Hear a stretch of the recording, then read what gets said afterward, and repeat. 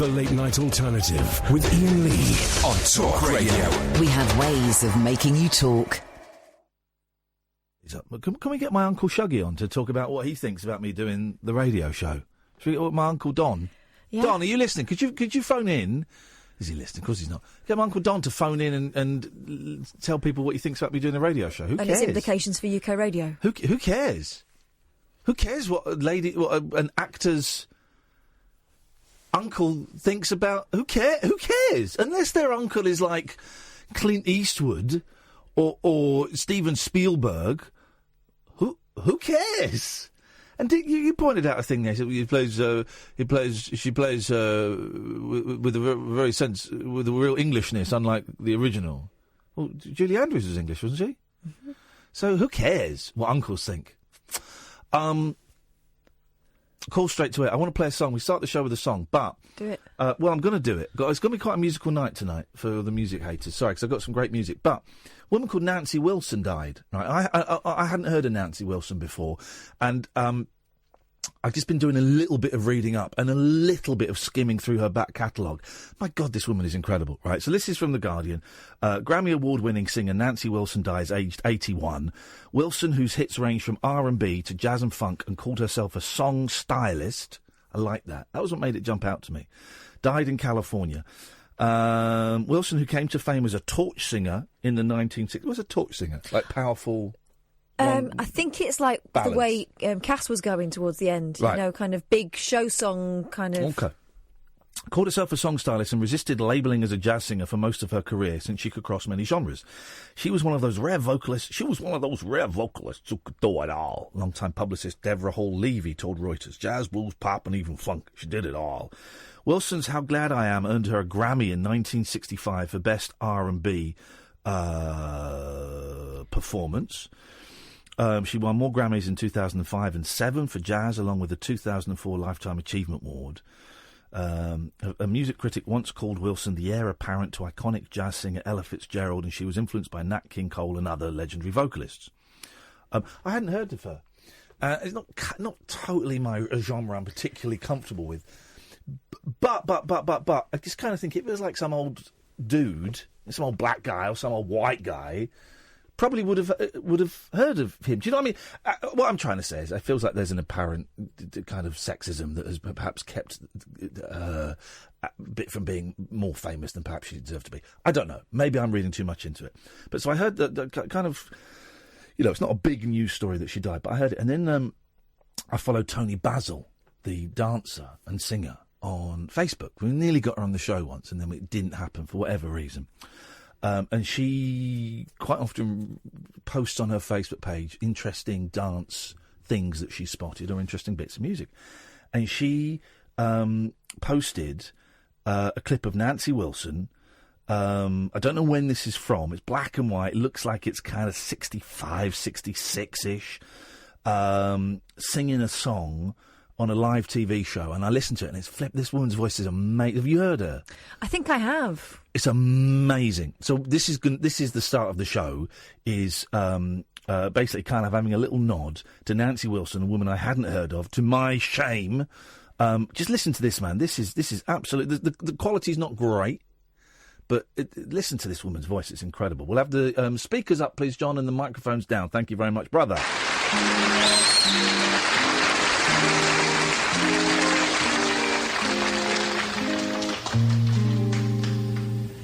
I don't need your photograph to keep by my bed. Your picture is always in my head. I don't need your portrait, dear, to call you to mind. For sleeping or waking, dear,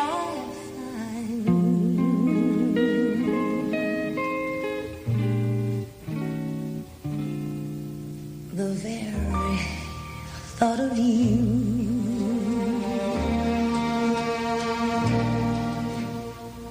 and I forget to do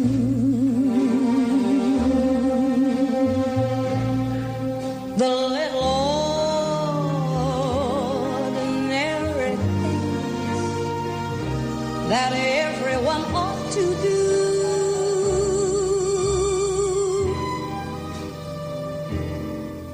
I'm living in a kind of daydream. I'm happy as a queen. And foolish though it may seem to me, that's everything. The mere idea of you, the longing here for you. You never know how slow the moments go till I'm near to you.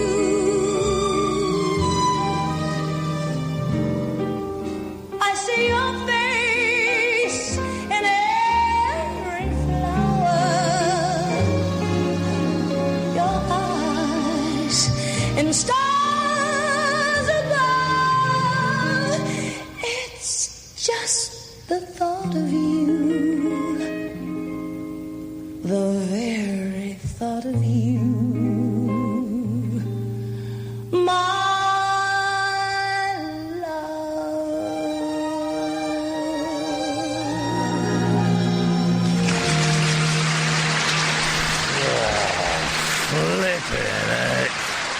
We were lucky enough to be watching a video of that, and she made it look and sound easy. What a voice! How is that? Those classic kind of slightly syrupy 60s Los Angeles strings in the background. Wonderful, wonderful. How have I never heard of this woman until she passed away? Why is this not a huge story? Is it sexism? Is it racism? I don't know what it is. That is one of the best voices I've ever heard in my life, and I'm only hearing it now that she's dead at the age of 82. Incredible. I'm going to play a bit more music later on. I've been digging that album that Dave got me. It's kind of like these songs from classic artists from about, like Frank Sinatra and Perry Como and Dean Martin and the Beach Boys, from about 68 to 73, and they're all about divorce and war and stuff like that. Well, one of the tracks on there is Frank Sinatra, a song called The Train. And I kind of read the booklet, and it talks about The Train comes from a Frank Sinatra album from 1969 or 70 called Watertown, an album that I was aware of because I ordered it once and then cancelled the order. I thought, I don't want that. And it was the album that caused Frank Sinatra, was the last time he recorded before he went into retirement, because it flopped massively. It's a concept album. Here's the thing, guys. Did you know Frank Sinatra invented the concept album? This is absolutely true. He didn't. 1955? He did the first kind of pop concept album where the songs had a theme, and I cannot for the life of me. Someone will tweet me. I cannot for the life of me think what it's called, but it's a really famous album. It's not Strangers in the Night. Anyway, not Songs for Swinging Lovers. Songs for Swinging Lovers. Yeah, that's it. That's a belter. Thank you. It's a concept album because they've all got a theme. It's a concept album as much as Pet Sounds is a concept album. So he recorded this album with Bob Gaudio, who basically wrote and produced all of the Four Seasons. You forget Frankie Valli. Frankie Valli was the voice. Bob Gaudio was the sound of the Four Seasons. He wrote them, and if you've ever seen the Four Seasons musical, they had the whole deal was based on a handshake. Apparently, it's a true story. And so he wrote and recorded this album for Frank Sinatra. The only album Frank Sinatra ever made where he was singing along to backing tapes. It wasn't a live orchestra. And it's a concept album about one man living in this tiny town who splits up from his wife, mother of their kids, and the album is his journey through being told he's being dumped, to living on his own with the kids, to getting on with life, to feeling miserable, to being told, the penultimate song is, oh, she's written me a letter, she's coming back. The final song is, she don't turn up. Spoiler alert. Some album. Frank Sinatra does a middle-aged album about divorce and kids. Wow, it is incredible. Yeah, I was feeling a little bit psychedelic today because I was off the pills today, and I kind of had to take one in the end because it was just getting a bit too much. So I was very emotional anyway, emotionally charged. But the song, I'm going to play it later on, Michael and Peter. Oh, about the kids. Oh, you won't believe how much they've grown. Oh. It is. It's some song and it's some album. It really is. If you're an emotional, I'm going to aim this at the gentleman. If you're an emotional gentleman who's just getting divorced, it's quite a big niche. Get this, man. Get this. Whack this on and have a good old cry. It's cathartic. It's nectar for the soul. It's an absolute joy. It sold about 15 copies when it came out. I don't think it even hit the Hot 100. Now considered to be a classic. Watertown is the name of the album. We'll play a song from that later on, I think. Good evening, dear listener. This is the Late Night Alternative with me, Iain Lee. Who you? Catherine Boyle. Lovely. We've got John. Well, John's not on the phones tonight because it's straight to air tonight, but it's always nice to have you behind the glass, brother. Worked with John many, many years ago at LBC. And it's always weird. I always think it's weird that we're both still working in this ridiculous business, 10, 12 years later on, which is unusual. But we're going to do calls straight to air tonight. So you phone up. We will not call you back. It'll be free for most people. It costs pennies for some. It depends on your package, basically. It won't cost you much. It's not a premium rate number, trust me. For most of you, it will be free. You can call up and you can do, say, be anything, anybody, whomever you wish. The only rules are don't swear, don't be libelous, because unlike the BBC, we've got a 7-second delay button. So if I press this button, the last 7 seconds, and it's a confusing concept. I say this all the time. I have no idea how it works. I don't know what magic. Somewhere there's got to be like a tape loop. There's got to be a tape, isn't there? Cassette running around. I don't know. But basically, if you phone up and swear, the only person that's going to hear it is me and Kath, and that's it. Oh, look, and the way it works is I'll see a number flash up on the screen, and I hit that number, and you come on the air. It's as simple as that. And here's some of them have got names attached to them. And I did think this. I hadn't heard from this caller for a long time. I thought he died. Genuinely thought he died. Good evening, line one. You're on the wireless. Oh, good evening, Ian. You're talking about Nancy Wilson. Yes. I've just done a little bit of research. You mentioned that she's in a clip. Well, there's a piece on YouTube, Ian. Her and Danny Kaye. No. Oh, okay. This is from a TV series called The Hollywood Palace. Oh, yeah. It says it's on YouTube, and it's got a little, in the corner, it's got Hollywood Palace. Yeah. Now, the Hollywood Palace was a sort of variety show, a bit like the Ed Sullivan Show, in the sense that they had all these different people on, and it says that Nancy was a guest on a show, and that is the one that I found on YouTube. And of course I've heard of her, but I must be honest, I'm not jazz was not really my kind of music. But she was very well known and very highly regarded. Well, I've got people recommending albums to me now. Cleo says, get the album Nancy Naturally, then come get to this. I'm up for that. I'm up for that. Well, we used to get pop magazines, and there was one called Disc that used to have a page of jazz reviews. Yeah. And on many occasions they would review a new album from her. And as I say, she was. I sort of was Julie London, the kind of ones I like. Julie London and Laverne Baker. Yes. Jim Dandy to the rescue, sort of thing with Laverne Baker. Yes.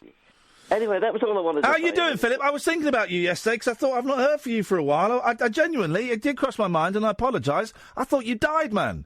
No, I'm still active. As you may know, I occasionally turn up on a Sunday night. Well, then you do actually. Then I'm going to have to ask for a refund from my hitman then, because he told me he'd taken you out. Always good to hear from you, Phil. Take care. Call straight to air tonight, 03444991000. Line 2, you are on the wireless. Last Christmas, I gave you my heart. The very next day, you gave it away.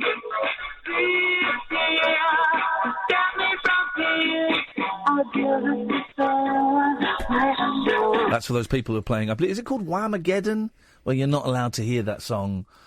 Get a life is what I say. Call straight to air tonight. It's either brilliant or it's rubbish. There's no in between when we do these shows. There's no, that was okay. It's either the best radio we've ever heard and done, or it's an absolute car crash. It's entirely up to you. 0344 499 1000. Iain Lee, Catherine Boyle, the late night alternative on Talk Radio. The late night alternative with Iain Lee. Unfiltered night talk with the original king of unconventional conversation on Talk Radio. We have ways of making you talk. Straight to air tonight, 0344 499 1000. Say hello to Caroline, who was very kind today on Twitter. Said, I'd like to listen to your show. How do I listen to it? And I told her, and she's had a bit of trouble with the app. But loads of kind, nice people on Twitter went, no, this is what you need to do. Because I didn't know. I didn't know how to listen to this radio station. So, hello, Caroline. And also, Lance is listening with Alex. Alex is 12. They're playing with Lego. Alex is a little bit too nervous to call up. Alex, you don't need to call up, brother. You carry on with your Lego. Make something good out of it. And then hide some Lego in your dad's slippers. That would be my tip. But call straight to air. Slow on the phone so far. That's fine. It might pick up. It might not pick up. It's all groovy, man. It's all groovy. 0344 499 1000. As soon as I see your name flash up or number flash up on the screen, then God damn it, I'm going to come to you. Talk to me about balloon sex, Catherine. Oh. You retweeted this yesterday. I wanted to mention it on the show and I forgot. Okay. Well, it says in the headline from The Sun, woman has sex with balloons and says the thrill comes from knowing they can pop at any time. Hey, that's the same with an excitable young 17-year-old man. It's not quite what it seems, though, as you might have suspected. Aha. A woman has defended her unusual fetish of having sex with balloons, despite people considering it weird. Fancy that? I can imagine the frottage element of rubbing that along your vagina, I guess is what I'm trying to say. I imagine that would be fun. Well, static build-up. You're already imagining something that's quite a lot more pervy than what she actually does. Oh, okay. Maggie Burloon, which is not her real surname, started experimenting with inflatables more than a decade ago after meeting now-husband Iain, and describes it as a hell of a lot of bouncy fun. The 31-year-old explained the range of ways the pleasure seekers, known as looners, enjoy the balloons, including using them... including using them as sex toys and making love on top of them. Yeah. The balloons they use range in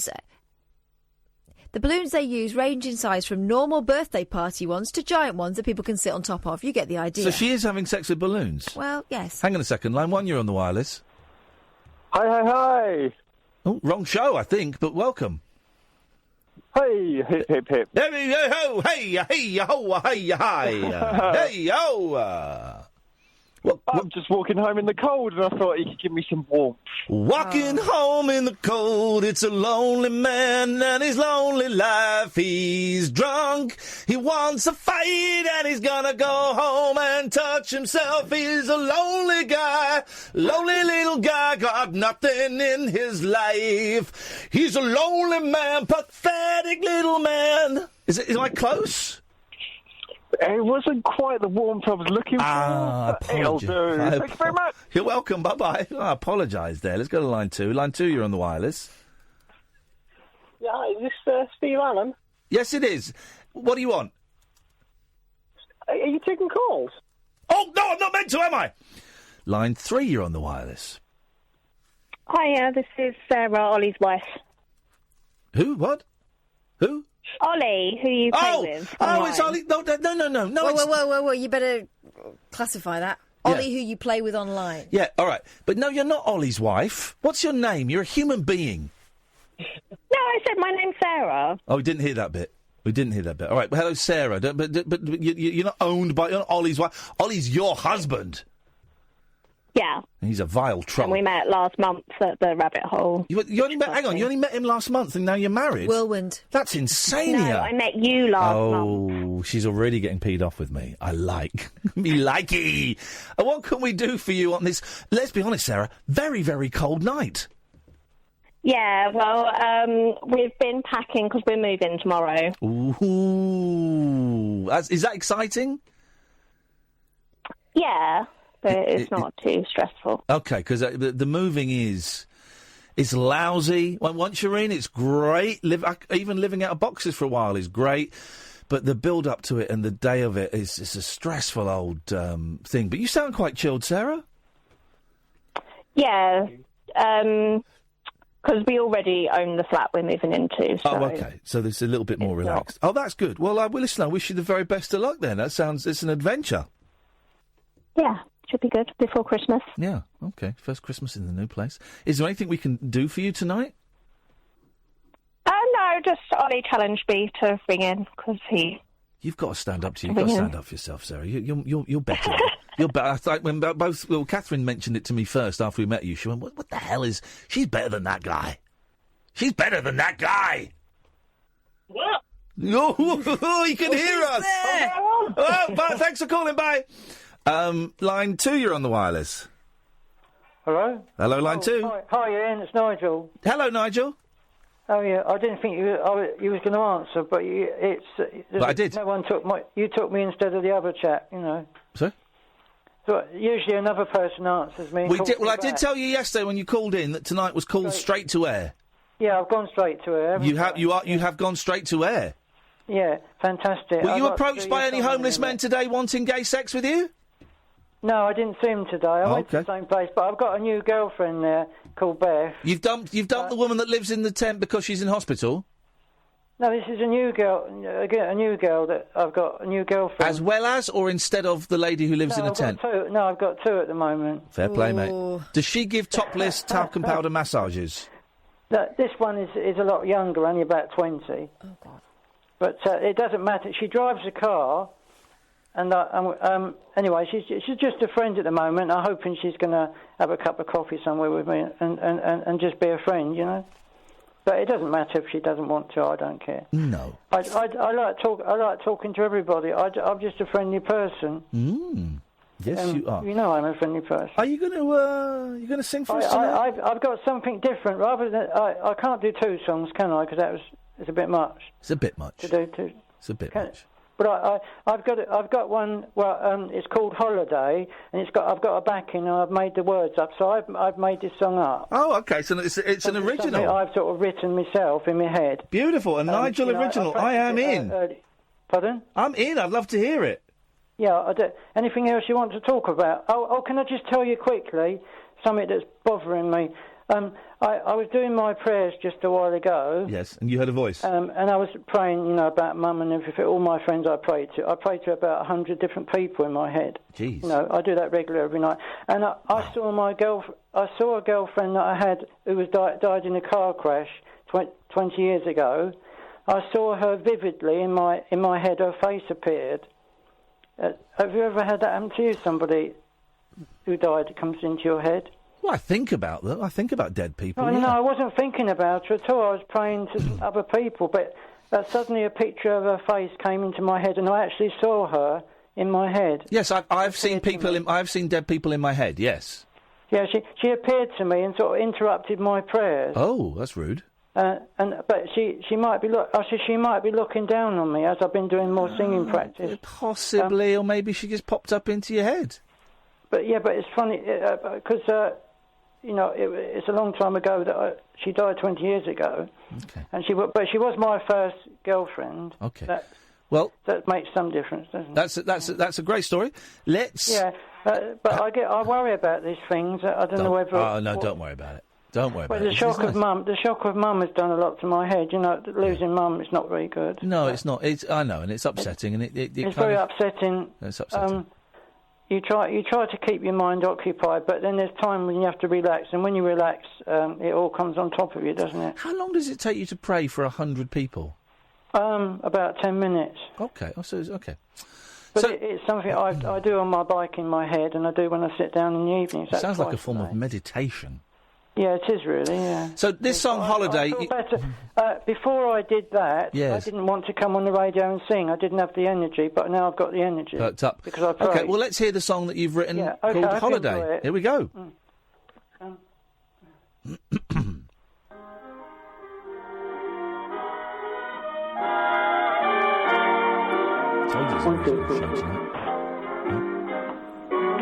Let's go on a holiday across the sea and have a nice time when you get to the place.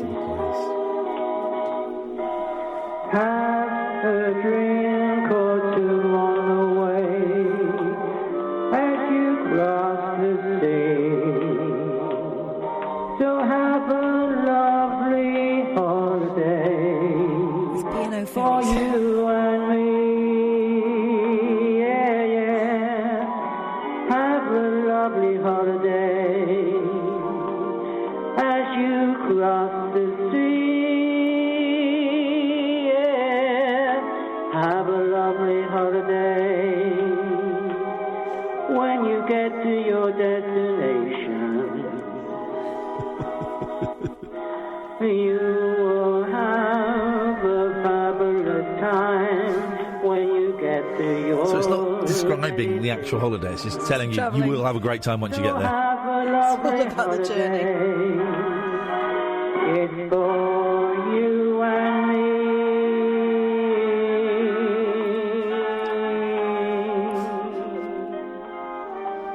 People wanted Titanic. We were promised Titanic. This is more of a, like I say, like a cross-channel ferry. Oh, key change coming up. So have a lovely holiday as you cross the sea. Miserable holiday. Maybe, I don't know what's going on. Enjoy I think his tape is slowing down. for you and me. I never want to go on holiday ever again. I can't wait to get there And take a dump. Is that the first thing you do when you get there? Yeah, oh yeah. holiday for me and you. It always takes me about 5 days to get back into my rhythm after a journey. Is that Have a lovely No, straight in. See if I go abroad, straight in. as you cross the sea. Oh God, it's crossing the sea now. We're doing this whole journey in real time. Lovely holiday for you and me. You will have Oh Jesus! a fabulous time. It's not playing at the right speed. when you get to your destination. Have a lovely Can he hear us? holiday. It's been quite rude. Have a lovely holiday, yeah. Have a lovely holiday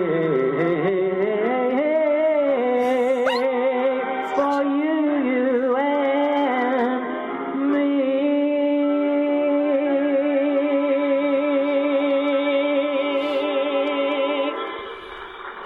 His face is purple.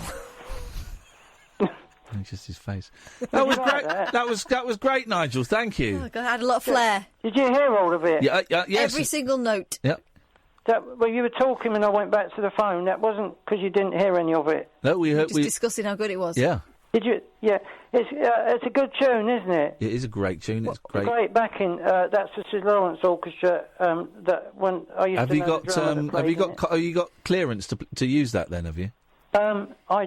I don't know. I haven't, but there isn't any words to You'd it. need to get clear. Here's the thing: if you're going to I made the words up. You yeah, see. exactly. If you're going to make up words to a backing track, an orchestral backing track, you need to get clearance from the orchestra. I don't think they actually play that anymore because the drummer's died now. The drummer's died. We should probably have got. We might have been a little bit of a legal copyright. Oh well, I'm sure they'll enjoy it. Enjoy their holiday. Next time you got to ask for permission. Oh, can I do the other one a bit later? Yeah, if you give us a call after 11, we'll let you do Titanic. Titanic. After that, oh, fantastic. All right, cheers. Tutty, bye. 0344 499 1000. Let's go to line 4. Line 4, you're on the wireless. I'm talking in the air. I'm calling into evenly. She's right. It's called straight to air. It's all about a shy to me. Get out of here, rude lady. Let's go to line 6. 6, you're on the wireless. Carrickfergus, all right. No, it's Celine Dion. Oh, was it? Oh, okay. Oh, it's very similar to Carrickfergus. So many ways. Line 7, you're on... Now the calls are coming. Line 7, you're on the wireless. Hello? All right. Oh, me, yep, hello. Yep, you. Hello, you're on the air. Yeah, I just wanted... I was going to ring up to say that I like Nigel, but I thought he was a bit poor tonight.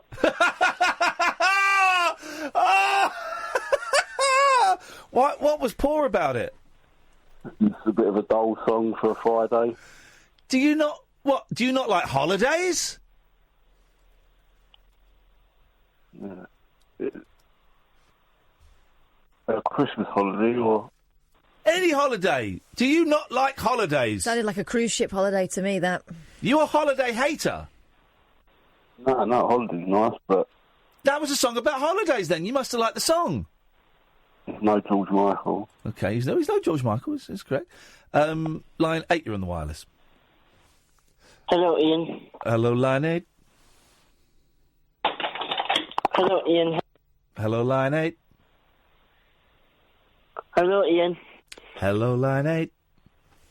How are you? That's none of your business. I've had a bad week this week. You've had what now? I've had a bad week this week due to my mental health. Yes. How's everything this very second at 10:36 on a Friday night, cold Friday night? Well, I've lost my girlfriend because I was in the class and a boy took the mickey out of me and I accidentally called my girlfriend a name and I didn't mean for it to happen like this. And I just thought the only person to turn to would be you. But... Well, how did you accidentally call her a name? Just like in the heat of the moment, it got a bit excited and you said something you shouldn't have said. Yeah. Did you... Have you... called her... Yeah, I've apologised, but I got a lunchtime detention. The old lunchy detention. Did you say sorry to her? Yes. And she wasn't buying it? Well, she bought it with friends. I've been friend-zoned, but she doesn't want to be in a relationship anymore. Well, here's the thing. You can have a chat with her, but if that's the decision she's made, then as tough as it may be, we have to respect that decision. Yeah. We have to respect that decision. Maybe ask her if there's anything you could do differently. To if there's any chance of you turning it around, maybe ask her to kind of explain why she changed her mind so suddenly, so that you might know for future, and just do your best to be a responsible, decent young man around her. Maybe one day she might realise that she still really likes you. Maybe she won't, but she'll still think highly of you if you act like a gentleman around her. Yeah. I think I'm going to need to tell her that I've got mental health and be honest. Well, that's up to you. Yeah. I'm ready to... Yeah. But what do you hope that will do? Do you hope that will do something? If you tell her that, are you hoping she will do something? Yes. What are you hoping for? I'm hoping that she might turn around and say...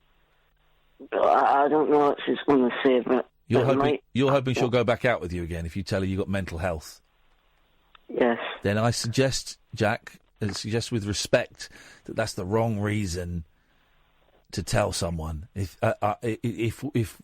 I tell someone I am ill with like a mental health issue or cancer or a broken leg or something because I want them to go out with me, that's not really a cool thing to do. That's kind of a little bit of manipulation, and hey, that's no basis for a relationship. Someone feeling sorry for you, is it? No. I would just suggest if you do what you want to do, man. But if you're, I wouldn't suggest you tell her that you have mental health issues simply to win her back. Okay. All right, man. You're a good man. All right, Jack. You take care of yourself, buddy. Love is a complicated thing. At any age, I'm finding this out at 45, as I found it out when I was 15. Jack's a little bit younger than 15, but it's tough. And here's the thing, adults. I remember being in love at 14 and 15 and having my parents sneer at me, because it's not real. It's your first love. First love never lasts. Okay, statistically, first love very rarely lasts. But it doesn't make it any less real, doesn't make it any less potent, doesn't make it any less painful when it goes wrong. When I was in love at the age of 15, I was in love, man. It's probably, because of the hormones and stuff that are raging through your body, probably one of the most powerful feelings of love I've ever had. You know, when it hits you that first time. Do you know what I mean, Catherine? Was it the same? I'm assuming it's similar for girls. I can only speak from a boy's perspective. I was 12. Right. And I got dumped. I remember being heartbroken about it. Devastated. Heartbroken. Yeah. And, of course, all the grown-ups were laughing about it because it was puppy love. But I was embarrassed. You'll get over it. It's the first love. I was embarrassed. Yeah. I was hurt. You know, I felt like, everyone kind of moved on and I was still upset about it. It took a long time. Yeah, and I do remember adults kind of laughing and teasing, and I felt a lot of shame around it, and that certainly lasted in relationships. But it's real. It's real. It's absolutely real. It's one of the most powerful feelings. Being in love as a young person, 12, 15, 7, that love is because you haven't got the experience that I have as a 45-year-old of rejection, of affection, of sex, of all these different factors that come into it. It's in some ways is more intense. It's what we were talking about yesterday, how easy it is to dismiss young people's problems as, if only my life was that easy, right? Here's the deal.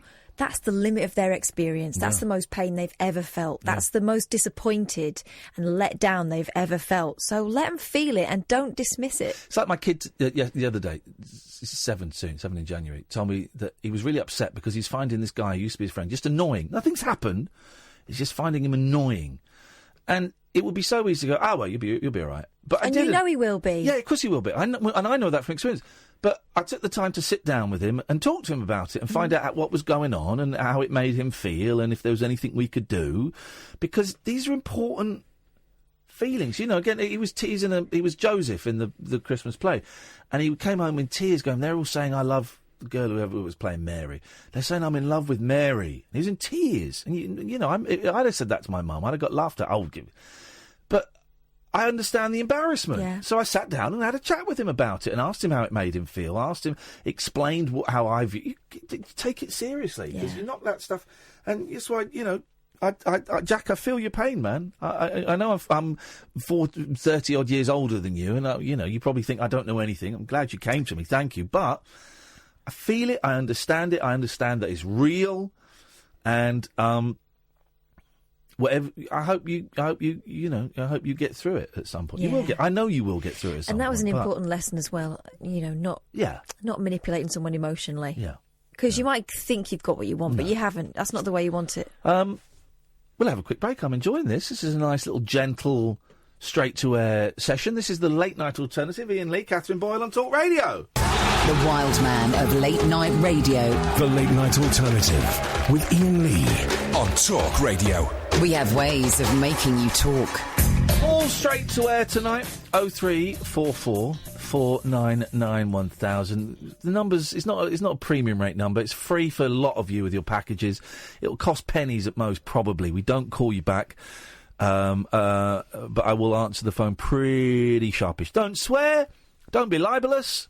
Apart from that, anything goes. Back to balloon sex, lady. Oh, yeah. And then we're going to go to Ghost Pirate Divorce Lady. Oh, OK. I'll have to look her up. Yeah. The balloons they use range in size from normal birthday party ones to giant ones that people can sit on top of. Yeah. Maggie from Solingen, Germany. I imagine it'll be quite... Imagine a big old balloon between your legs. I bet it's a good feeling. Someone mentioned... what are they called? The Hufflepuffers. The Jumbo Jets. Huh? The Jumpy Globes. Hey? What are they called? Space hoppers. Yeah. I only knew it from that motion. Space hoppers... okay, make my own rude joke. Space hoppers are too... I never liked space hoppers. Even as a kid, I thought, I'm just standing up and jumping across. There is no bounce from this space hopper. This is not a form of transport. And it's too tough to... But I imagine a nice balloon, like, between my buttocks... Ooh, imagine the squeaking. I imagine that would be a great little thing. No, I'd enjoy that. Okay. OK, well, she says the thrill comes from knowing the balloon could pop at any moment, and she wants people to embrace the lesser-known desire. She's opened up about the world of balloon fetishes in the hopes of educating strangers and empowering other looners. She also owns a balloon business. Right. Yes. Balloons United. She said, balloons get people aroused, but how they do this can be entirely diverse. I think for all looners, everything is about the material, the shape, the look, the feel, the colour, the flexibility, and the high tension that such a fragile object can take. Most looners get aroused by actually playing with balloons, sitting on them or rubbing them, and having sex on them alone or with one or more persons.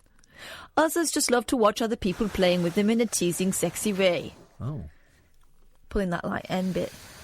I imagine. Flicking it. Yeah. The power to tease and push boundaries are essential aspects. You can be gentle or rough and play with the limits of the balloon as well as with your partner. You may think you are in full control, but that is not true. Balloons might burst any time. Hang on, this is a balloon being batted. Oh, I know that noise. Okay, go on. Balloons might burst any time, unwanted or provoked. This characteristic can lead to a lot of excitement and thrill to the interaction, even if you are not a balloon fetishist. Yeah, people like balloons, we get it. No. Everyone should own the right to discover themselves as well as their desires without being afraid or feeling ashamed. It is all about enjoying your life to its fullest, whatever that means individually, of course, if it is legal and does not harm anybody. Yeah, exactly. To summarise it shortly, too late, it is a hell of a lot of bouncy fun. Wowzers. Maggie explained that when talking openly to others about the fetish, people will often laugh or struggle to take her seriously. Maggie said, most people are just naturally surprised and have tons of questions since they've never heard of it before and never had the chance to talk to somebody about it. Sometimes they just really seem interested at first, but then they start with the giggling and the silly jokes and start comparing it with other unique preferences. She continued, I guess this often just comes out of insecurity, or maybe they themselves struggle with their own sexuality, needs, and sexual fantasies in some way. Connecting this item with a fetish obviously leads to funny thoughts, which I totally understand, so why not embrace this completely? I think people often take things too personally and are so deadly serious about several topics. Maggie said there was a broad spectrum with the world of looners, with each person using the balloons differently to the next. She added some of them are attracted by bursting them in several ways or just by observing others doing so, and they call themselves poppers. I thought of... by the way, apologies for those noises. Kath went out for a burger before the work. Yeah. I thought of a genuine sex game you could play with a balloon. Don't do this at home because it's probably dangerous. Oh, no, not that. What do you think? Yeah, you put it somewhere. And then blow it. Nah, never work. Right. Never work. No. Let's just quickly take this call. Hello, line 1. You're on the wireless. Hello. Hello, you're on the air. Oh, I'm on the air. That's great. Well, I'll be the judge of that. Is that Iain, yeah? Yeah. Okay, so are we talking about Brexit or music? One or the other? Well, you decide. You've called in. What do you want to talk about? Well, that seems to be all that's on anyone's mind these days. Brexit or music? We're talking about a German woman who has it off with balloons. Well, that doesn't sound very exciting at all. It doesn't sound very what? Exciting at all. It sounds more exciting than Brexit and probably the crap music you're into. Hey, I'm on your wavelength when it comes to music. What's your favourite band, Ian? I thought you were on my wavelength. Yeah, what is your favourite band? That's classified information. Are we talking 90s? Are we talking Beatles? Are we talking... My favourite band are the Monkees. Oh, that's a good shout. Thank you. That is a good shout. Okay. Let's try Brexit then. Oh, that conversation has been well done by every single person that ever... No, you know what my problem is with Brexit? You won't be able to get drugs imported over so easily? No, it's not Brexit itself. It's the fact that it's split our country for the next generation. Yes. Okay. That's simple. Okay. Regardless of what happens, nobody's ever going to agree on why and how. And have you been drinking? Are you drunk? Are you on my show drunk? Oh, absolutely. Get out of here, you drunk! Let's go to line 2. 2, you're on the wireless. Good evening, sir. Just let me get out of the way of the radio. Did I hear Catherine say that the sound, the music would put you back 5 days? Catherine, did you say the music would put you back 5 days? I don't think I've said that today. When the young man had his little sing-song. And when Nigel sang his song, we don't remember that exact phrase. Yeah. Yes. Gosh. Yes. I'm gonna send you into the future. Okay. Oh, here we go. All right. Fine. Oh, right. Okay. That's I the like reason it. We're in. Let's do right. it. Are you ready, Catherine? Always. He wants to talk to you. He's not interested in me. I like Dib dub dib dib dibby dubba dibby doo. Oh, I know what you're singing. Duet with him. Zabba dooba dub, zabba dooba dub dub. That's it. We're back now. We're back. Right, bye. And that guy's, I don't think has ever phoned up before. That was it. He never needs to phone again. He's done his phoned up bit. to sing the Zabba Dooba Dat song. Zabba dooba dub, zabba dooba dub dub. Line 4, you're on the wireless.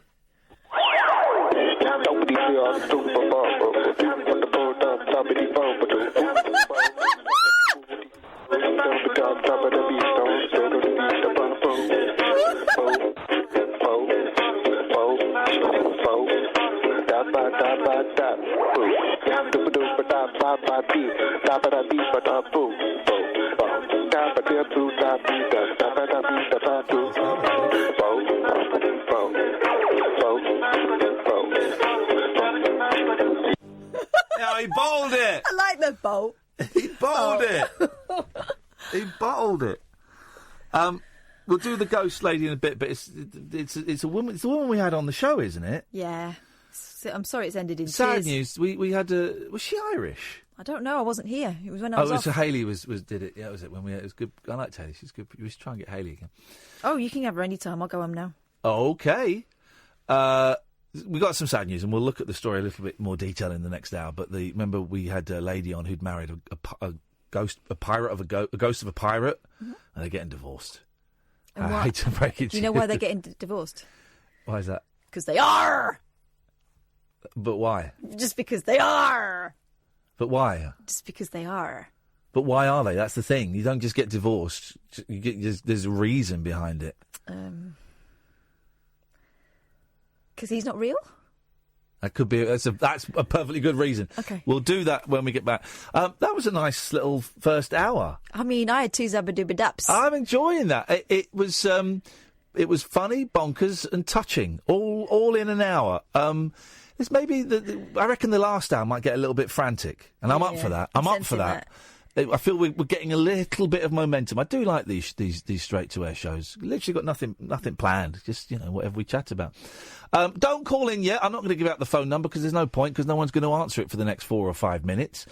This is the Late Night Alternative with Iain Lee and Catherine Boyle. You can listen every weeknight from 10 o'clock only on Talk Radio. The Late Night Alternative with Iain Lee on Talk Radio. We have ways of making you talk. Oh, I wish Kanye and Drake would sort it out. So this is the late night alternative. Iain Lee, Catherine Boyle doing Call Straight to Air tonight. It's a slightly different vibe to the show. We like to mix things up. So a guy called Dave came to our show on Sunday, gave me an album that was a compilation of songs, American songs from 68 to 73. State of the Nation, I think it's called. It's great. It's great. It's got some really good stuff on there. And one of the songs on there is Frank Sinatra song called The Train from an album called Watertown that came out in March 1970. Big flop. Didn't make the Hot 100 at all, and he retired for 3 or 4 years after this. Written and produced by Bob Gaudio, who is the brains behind the Four Seasons, wrote all the big Four Seasons hits and produced all the big Four Seasons hits. Also written by Jake Holmes, who... Now, here's the thing. Jake Holmes was wrote advertising jingles, right? And the same...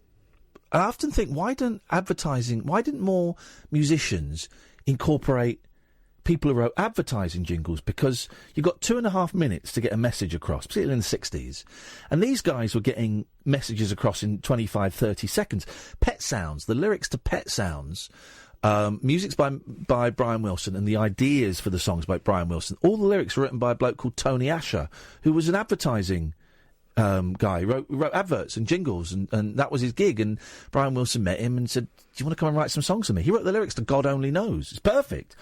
He was an advertising guy.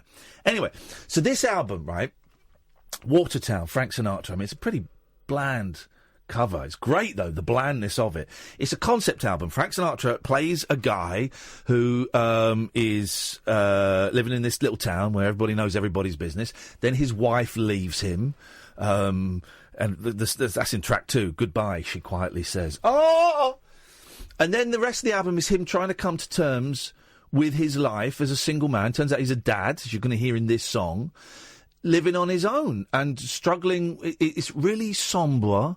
It's very melancholy. The vibe is... There's no upbeat...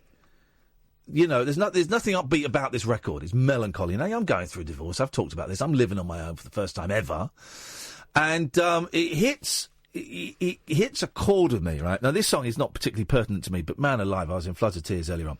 So this is track 4, Michael and Peter, right? Michael and Peter, the kids of the marriage, and she's left the whole family. So Frank, this character, Frank, in this album, is looking after the kids. This is a tearjerker, man. This is gonna get you, right? So, let's have a little bit of this. This is Frank Sinatra, Michael and Peter. We'll have the speakers up, please, John. We'll have the microphones down. Here we go. Michael is you. He has your face.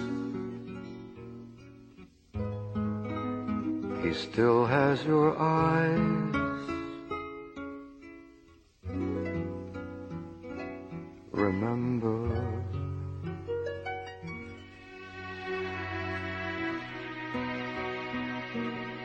Peter is me.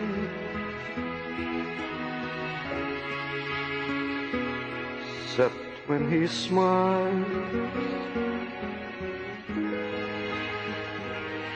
and if you look at them both for a while, you can see they are you, they are me.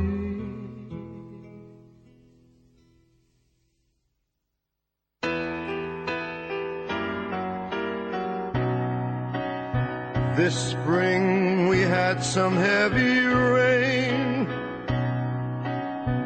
By summer it was dry again. The roses that we planted last fall climbed the wall. I think the house could use some paint. You know your mother's such a saint. She takes the boys whenever she can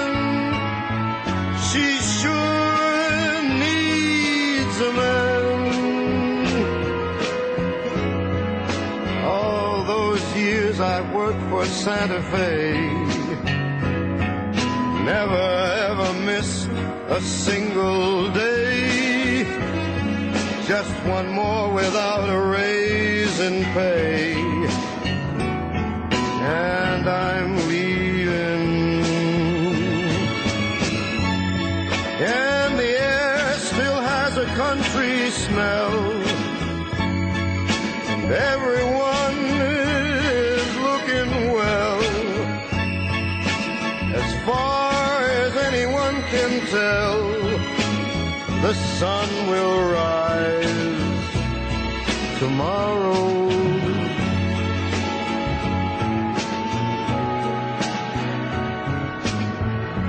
You'll never believe how much they're growing.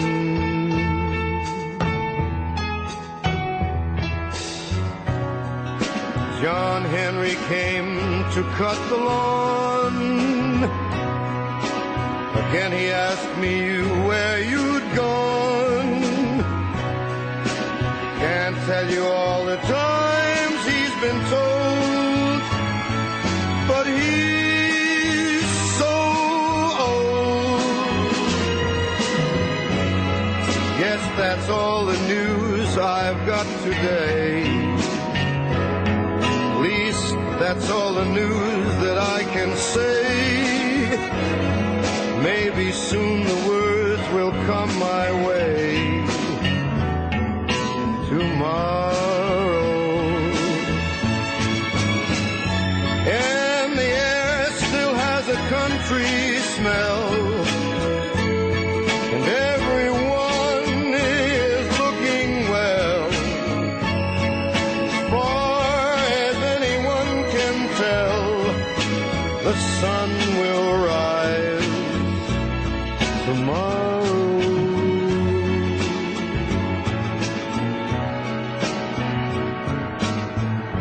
You'll never believe how much they're growing.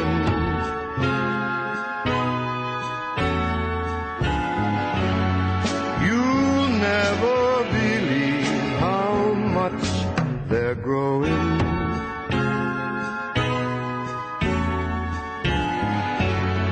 You'll never believe how much they're growing.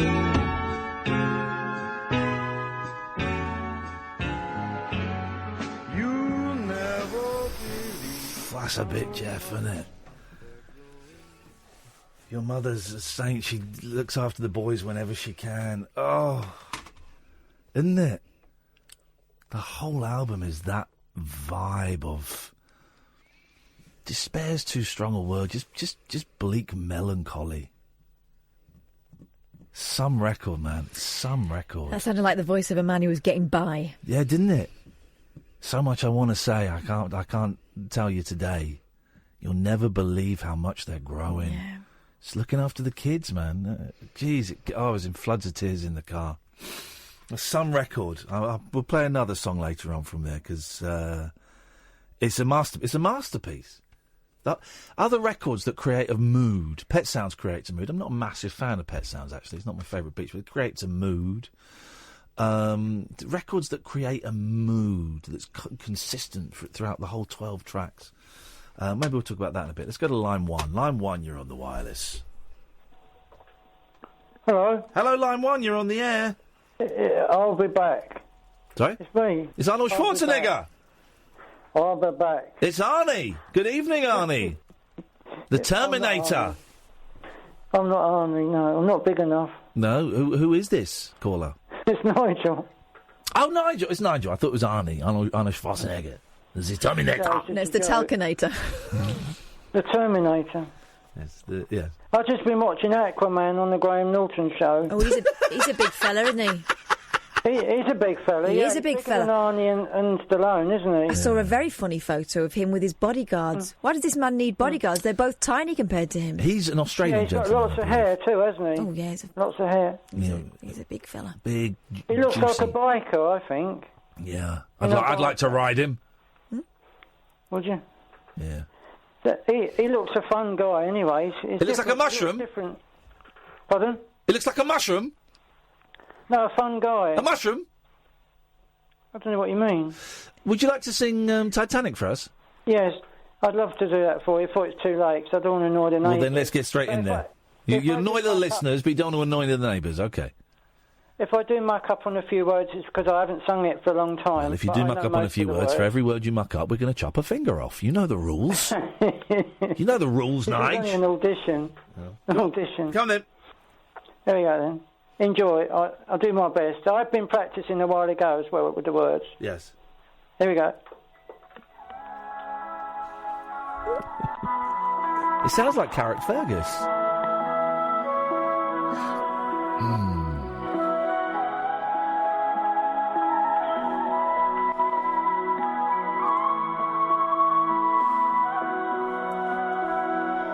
Every night in my dreams, I see you, I feel you. Never know you'll go on. Far across the distance and spaces between us, you have come to show. What's great about this as well is it's really high quality phone line we've got here. Near, far, wherever you are, I believe that the heart does go on.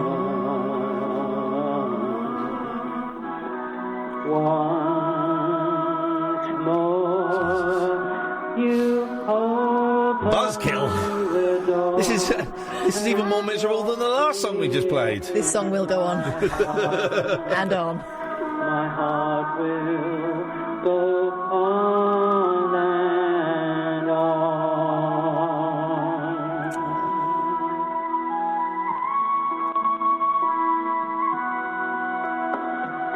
Love can touch us just one time. I quite like this film, though. I know it's not cool to say it, but I do quite like this film. Lifetime, never let it go till we're gone.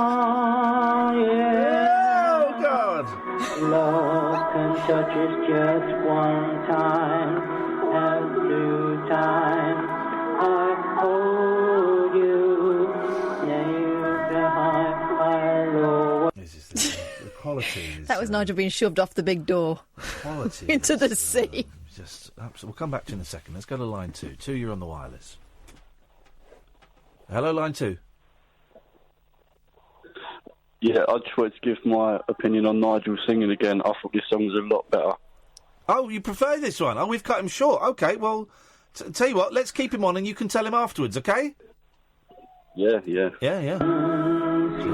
It's still going. You open the door. This one was better than the holiday time. They're both watery, aren't they? My heart will go on and on. By the way, the guy that plays Aquaman is Hawaiian, not Australian. I was thinking of Thor. Okay. I confused Thor and Aquaman. He's taking it to the bridge. You still think this is better, Darren? Yeah, but I'm about to get booted from a Call of Duty game. Good. There's nothing I fear, and I know that my heart will go on. Oh, God, make it stop! It seems to have fewer lyrics than the original.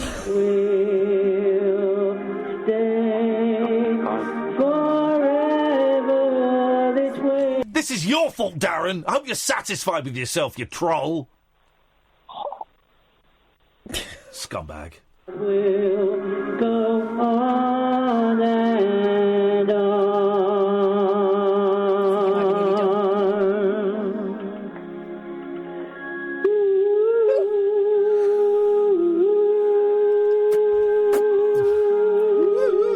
It's that guy in the street. Let's pop round. my heart will go on.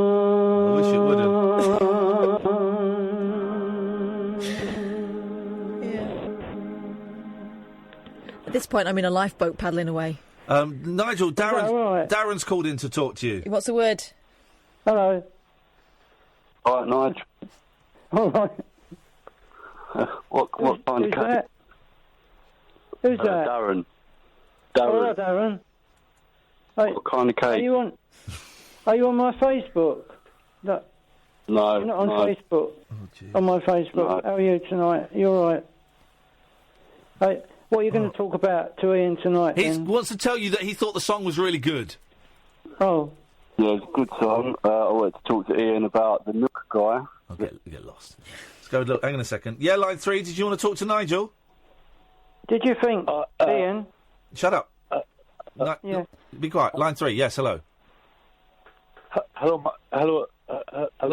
Michael. I mean, Ian. Sorry.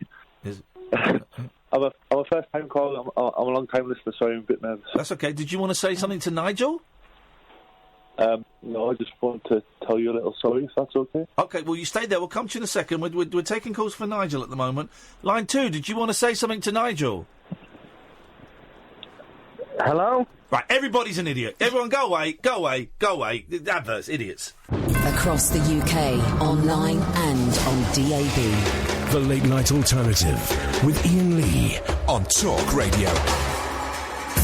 Oh dear, what can the matter be? 0344 499 1000. Call straight to air. We had this caller on earlier on. Good evening, caller. You're live on Talk Radio. How can we help you?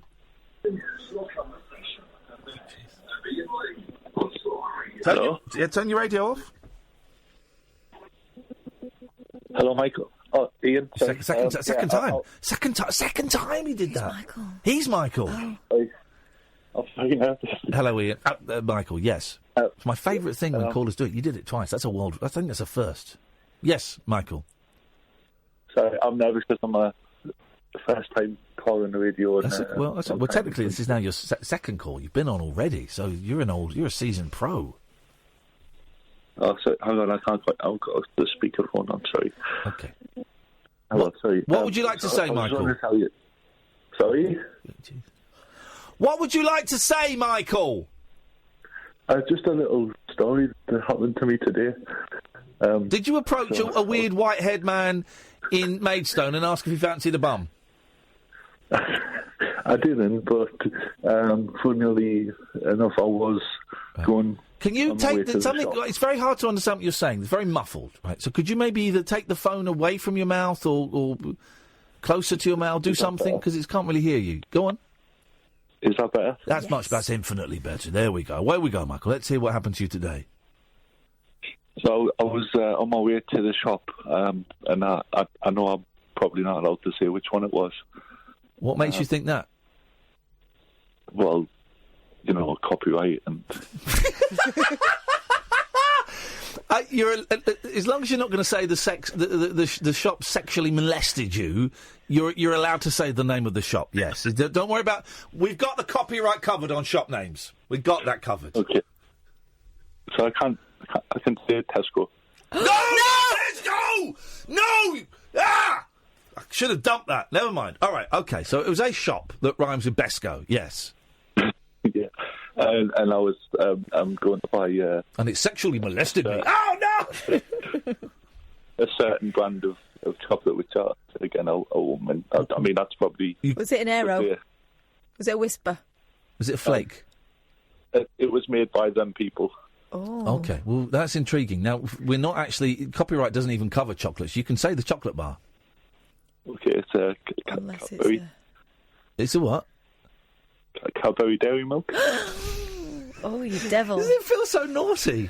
We're breaking all these copyright laws. Was it one of the massive ones, or was it just, a reasonable, small, just a little taster? Just a normal one. Just a normal one. All right, this guy is not a pervert. He's not an animal. But this is kind of,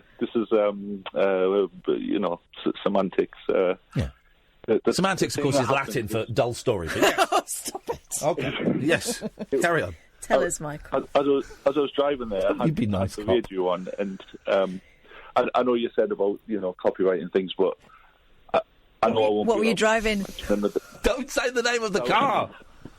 I know I won't be allowed to name another radio station, but they were talking about something on the air on the. That's kind of their job. So it was an anonymous radio station talking about something non-specific on not the air. your business. Okay, all right. I've got an image. I've got an idea. I don't think your radio station owns this one, so. Just say what the station was. You can't say right. Tell you what, and he's gone. Was that the joke? Was that the joke? I dumped that, didn't I? Yeah. Was that the joke? I was just warming to him. For those who missed that, he didn't say radio station. He said, "Thank F for that." It was a poor punchline. Very poor. That could have been so beautiful. Very poor punchline. Very poor punchline, Michael. That is indeed your name, sexual criminal. But I enjoyed the call up until then. Thanks very much, man. Line 2, you're on the wireless. Yeah, hi Ian. I'm just calling to suggest a cure for Nigel's rendition of "My Heart Will Go On." Okay. Which is by I don't know if you've heard of them. They're very popular on the YouTube by Scott Bradley and Postmodern Jukebox, and they do a fantastic version of that song, which I don't particularly like the song, but people these days. But they do it in a Jackie Wilson style, and I mean what the Postmodern Jukebox. We've YouTubed those guys before. They're good. Oh, they are good. They do like doo-wop versions and jazz versions of all kinds of stuff. But but if anybody needs to get over Nigel's rendition of that particular song, then the Postmodern Jukebox one would be the one to do it. All right, lovely. Thank you very much. Line 3, you're on the wireless.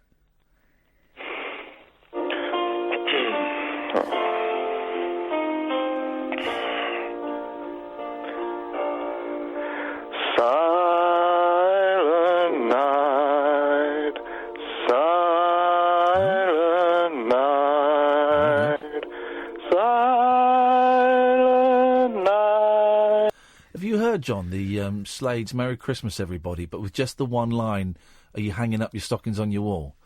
Oh, we'll play that later. That is funny. Someone's done it's just started to get a little bit of traction online. We played it first. Someone's done a version of it, and it's just the line, "Are you hanging up your stockings on your wall?" It's funny, man. We'll play that later on. Why, talking about heart attacks, I remember when they introduced these, this was about 5 years ago, 6 years ago, and I've never seen one used, right? The defibrillators everywhere. Yeah. Right. I remember it was a big thing. We did it with 3 counties. A defibrillator was being put in outside a pub or something. Yeah. And at the time, I remember saying, but who knows how to use a defibrillator, right? And also, I don't know even how you get it off the wall. Well, you've got to have a security code. You'll see this. My boys love spotting them. My boys go, "Oh, defibrillator." I know exactly where there's one in my town. Yeah, they're everywhere. But has anyone? At the time, I remember thinking, this is nuts, right? People know that defibrillators aren't. It's not just like when you see on the films where you go and go, click. It's got to be a little bit more complicated than that. You're dealing with electricity. Is it for? No, I'm right. They're really stupid. They'd have them in the ambulance. They would, wouldn't they? Unless it's a bit heavy for the ambulance people to carry about, so they just thought that they would deposit some in various places. Everywhere. Who knows? Could you have your heart attack a little bit closer to the old public toilets, please? Thank you. Who knows the codes to get in? Has they ever been used? It should all be 999. Should be. And also, let's be honest. If I was a 15-year-old, I'd be defibrillating my mates all the flipping. Go on, I dare you. I dare you. All right, then. Wouldn't you kill them? Well, if you did, you just use it again to bring them back to life. Right, yeah, like flatliners. Oh, yeah. Oh, yeah, that didn't go well, though, did it? It went very well. Fifth Faith. I don't remember flatliners, but... There was a terrifying girl on the subway who called people Fifth Faith and son of a thingy. And she was very rude. Don't know why you get that for being dead, but there you go. So we have this is great. I can never get tired. Now, Christmas. Whoa! Stop it. You're not paying to advertise on this station. That's copyright. This is... here we go. This is just great. Are you hanging up your stocking on your wall? Are you hanging up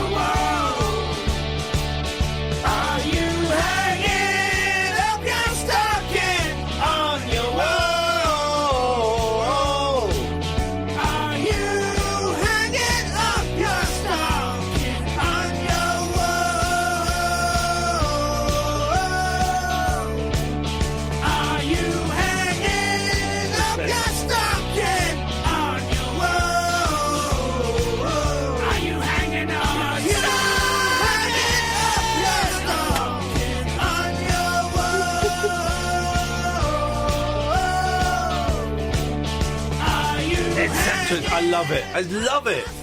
Let's go to line 1. Line 1, you're on the wireless.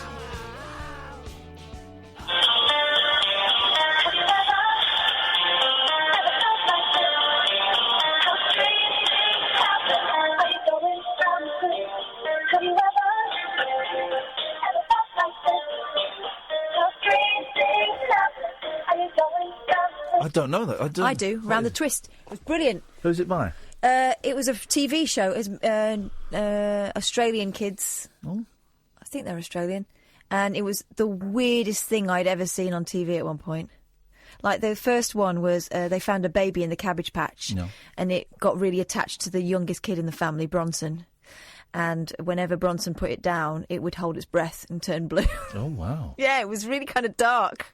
Speaking of darkness, I got attacked by one of the kittens tonight. Outrageous. Today. Got attacked by one of the kittens.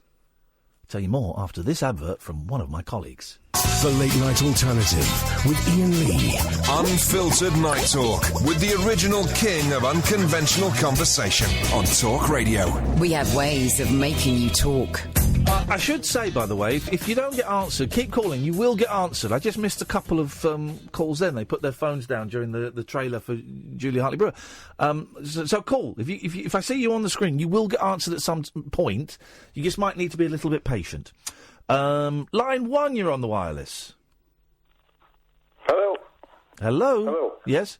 Hi, hello there, buddy. I'm sorry to say I was put through by one of your girls, and I touched a button on the phone by mistake, and I cut myself off. That's okay. Right, well, Sorry about that. That's okay. One of my girls put you through, though, did they? Aye, they put me through, and I was hanging. And I think I was actually going to be next on. Okay, well, you're on now. What would you like to say? Is that you, Nick? Yes. Right, Nick. It's regarding a call earlier there, when you were speaking to one of the girls, and you turned around and you stated that lumpy girls are ugly. And then you didn't get a response from me. No, wait a minute. No, you wait a minute. You wait a minute. They are. You're going to let me finish, please. You're going to let me finish. I might do if you answer this question. What are you beefing on about? What's the question? What are you beefing on about? Right, you're going to let me finish my original question to Am I talking to myself here? Right, can I finish the statement? I've got a mouthful of sausage. You are an idiot. Right, so, and then you didn't get a response off her, and then you said to her again, lumpy girls You are the dumbest caller. You have a daughter that is lumpy. You are the dumbest caller. I hope you don't have a daughter that is lumpy. You are the dumbest caller I've ever spoken to in my life. I hope you don't have a daughter that is lumpy. You're the dumbest caller I've ever spoken to in my life. I hope you don't have a daughter that is lumpy. Okay, fine. I can't have daughters. I'm missing a left testicle, the one that makes ladies. Statement. What an absolute statement in this day and age when all the mental health issues with all the young... What are you talking about, you absolute muppet? You're an absolute moron. Baby! Off women's head! You're the dumbest caller I've ever spoken to. You're a moron. I'm the moron. You are a moron. You phoned up the wrong... like that. In this day and age, you are the moron. You phoned up the wrong radio station. Health issues. You phoned... I never said it. I never said it. I never said it. You did say it. No, I didn't. You said it twice. No, I didn't say it. Response the first time, so you said it a second time. I never, I swear on my mum's life. Shut up and listen! Shut your face! I swear on my mum's... Shut up. I swear on my mum's life, I never said it. You swear anything you want. You're an absolute moron. You're the moron. You're the moron. No, you are. No, you are. You phoned up the wrong radio station. Say that about any girl. I'll tell you for the fourth time. You phoned up. You phoned up the wrong.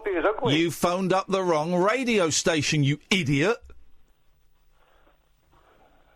You're the moron. I'll tell you for the fifth and final time, right? You have phoned up the wrong radio station. Now who's the moron? You. You!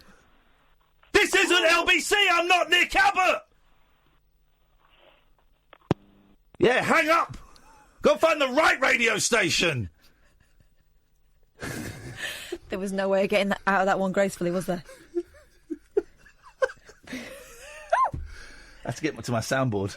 Off with his head! Incredible. You moron. I wonder if he's going to ring up Nick Abbott now and do the same thing. Can someone go and listen to LBC for me, please, and let me know if he phones up, and if he does, we'll listen in. Because it might be about to get interesting. Yeah. If he gets on LBC, could you tweet me, and we'll switch over to them, and we'll listen to them. You're a fanny. Hey, come on now. You don't get those very often these days, and normally it's the knuckle draggers phoning up Talk Sport. But when he said Nick, I thought, oh. When he said girls, I was thinking. Yeah. I thought well, he said girls. I thought, well, it can't be, but maybe. And then it was Nick. Oh, Nick Abbott and LBC. Oh, right, okay. Sounds like Nick said something beastly. We've had some good stuff tonight. Susan, I keep missing your call. I was about to go to you, and then you put the phone down, you silly sausage. Do we risk... There we go. Here we go. Line 1, you're on the wireless. Hello? Hello, turn your radio off, please. I've turned it off.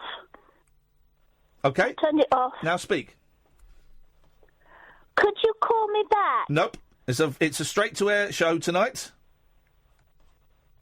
Well, I might go on the thing.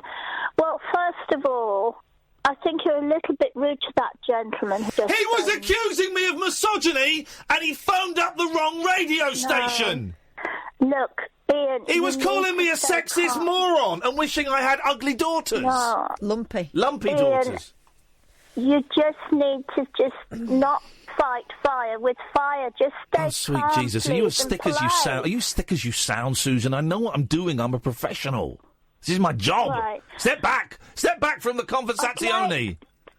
I'd like to ask you, who is going to keep me company on Christmas Day on Talk Radio? Literally 'Cause couldn't I'm care going less. To be alone here. I couldn't care. Who's going to keep what? Who is on duty? Listen, open your ears. Open your mouth and stop dragging your tongue along your teeth while you're talking, you muppet. Who Stop is thinking on of Omar duty? Sharif's Willie and focus on this conversation. I'm not thinking of his Willie. I am. All right, thinking of his bum then. Probably into the kinky stuff. Ian. You shut up. No, I'm thinking of his bum. I'm thinking of his tash. Duty.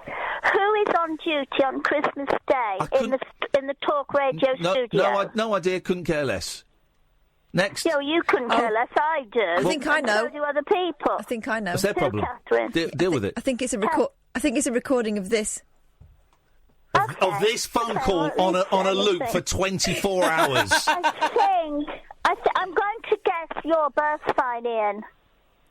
Well, considering I've told it to you in the past, if you get this wrong... No, you haven't told me. Yes, You're I have. Gemini. Yes, I have told you No, that. you haven't. Yes, I have. No, you haven't. Yes, I have. We had a conversation about star signs because you believe in that rubbish because you're nuts. No, you never told me. Catherine, he didn't, did he? Also, it's available online, that informazione. So what? I haven't got a computer. Because you're too... All right. This is something really vulgar then. Don't be awful. Yeah, I am a bit thick. I don't know what Facebook and Twitter are. I'm not Yes, you do. interested. You know what Facebook is. Of course you do. That's a lie. You just lied to me. No, I'm not. You telling me you don't know... Shut up! You don't... You're telling me you don't know what Facebook is. That's a lie. No, I don't. Lie. I don't. Lie. I know it's something to do on the computer. I've never done it. I don't know what Twitter is. No. Forget Twitter. And I'm not saying you've... You're a fanny. I'm not saying that you've done it. I'm saying you know what Facebook is. I just know it's a line you use on the computer to contact people. You're a fanny. So you know what Facebook is then. So that was a lie. Thank you. Next. I know what it is, but I don't do it. Well, you That's said only you... the basic concept. You said you didn't... You said you... concept. Shut up. You said you didn't know what it was, and now you're saying you do know what it is. I meant I don't know how to do it. No, well, then you should have said I've heard of it. Calm down. You're getting too excited. Just calm down. Chill I out. can't get my words out with you. Just can't because you love me. Love. I've got a date for a coffee next week. Sorry? I'm going to coffee with the gentleman next week. We're going to meet in a coffee shop. Run for your life. And you know what's going to happen to you? I've got a mouthful of sausage. What? No. I said coffee. Dirty pervert. Yeah, You don't want to know, do you, Ian? I want to know. I don't really want to know. She's going. Catherine, I'll tell. Some random lunatic is going out for a coffee. Wow, that's great. Great call. What's the matter? What's the matter with you that you don't get on the dating lines and all that business? What problem have you got, Ian? You're single. Why don't you go and shut a bird up? Oh, because I don't call them birds. Because it's not 1964. Get a woman then. Get a woman then. Maybe I have. Well, I think you should have one, and it would stop you masturbating. It wouldn't. I'd incorporate it into our love life. What? Yeah, that got you because I'm open-minded. I'm open-minded to shiz like that. I didn't like what you said last night. You said you were talking about using your hand, and you said Mark does it as well, and I thought that was rude. Okay, well, you... It was rude of you to drag Mark into the subject of masturbating. Well, John's here tonight. John's about to get dragged into it. He said I did it as well, Susan. What, John does it as well? Well, then you're dragging John into it! Then you leave John out of this! Who knows if John masturbates or not? You leave him out of this! How dare you! How dare you! Apologise to John now! All men do it. But yet, unless they say they're not. But when I said that, so you're calling me out for saying that Mark did it? Yeah, well, I am, but you're just putting the blame onto me now. Are you real? Blaming me for calling John into it. Oh, I didn't know John was on duty. Are you real? Okay, Susan, well, Good night, Ian. Good night, Susan. Have a nice coffee. Unbelievable. Sorry about that, John. Late night conversation worth losing sleep over. The Late Night Alternative with Iain Lee on Talk Radio. We have ways of making you talk. Some show this is turning into. It's some peaks and troughs, as the best ones do, but we're in a bit of a peak. 0344 499 1000. Call straight to air. Do anything you want. Don't swear. Don't be libelous. Let's go to line one. One, you're on the wireless. Hello. Hello, line Back one. again. Excellent. That's great news. Okay, so I have issues with your show tonight, I'll be honest. Okay. It's too good for you? Because I rang earlier. Yeah. And you hung up on me. Yes, as everyone gets hung up on, and then you sent a tweet that said displayed a sense of entitlement that was misplaced. Not entitlement. Yeah. More that it's a talk show. Yeah. I wanted to talk. You did, and you weren't really talking. You were slurring, and it was dull. I was slurring. Okay, but you're a talk show. Yeah. No, we're not. And I was. No, we're not. Well, that's exactly what you do. You're a talk show. No, we're not. Did I rang up for an argument? That's exactly why I rang up. We're not a talk show. What a lazy one! What a lazy one! I don't know. What a lazy one-dimensional, this old-fashioned. Shut up! What a lazy. Shut up! This is why I cut you off because you're a boring drunk. What a lazy, one-dimensional 1990s description. A talk show? I don't think so. Is this not what you advertise yourself as? I don't advertise myself as anything. So what are you? I don't know yet. I'm only 45. I've got a long way to go before I get to the answer. See, this is exactly why I rang up for an existential debate about this kind of stuff. I'm not debating anything. Then you should be. You're not very good at this, are you? No, I'm trying very hard. That's the problem. Don't try. Don't try. Be. So I'm one of those people who rang up because, I'm in a dark place, and I rang up because I saw this stuff, and here we go. I know you've been there. So now we're getting somewhere. Now we're getting past. Exactly. Now we're getting past the little comedy bits and the scripted bit, and now we're getting somewhere. All right, you're in a dark place. I'm sorry to hear that, man. Oh yeah, I don't script anything. I try very hard. Well, you try too hard. That's the problem. Well, not really. Yeah, well, really, trust me. Trust me, you're trying too hard. Now, the moment that you relax, and you put up the barrier again, but the moment you relaxed and stopped trying, the barrier came down, and we got a little glimpse at your soul. And now I'm getting a glimpse at the comedy drunk again, and I don't like the comedy drunk.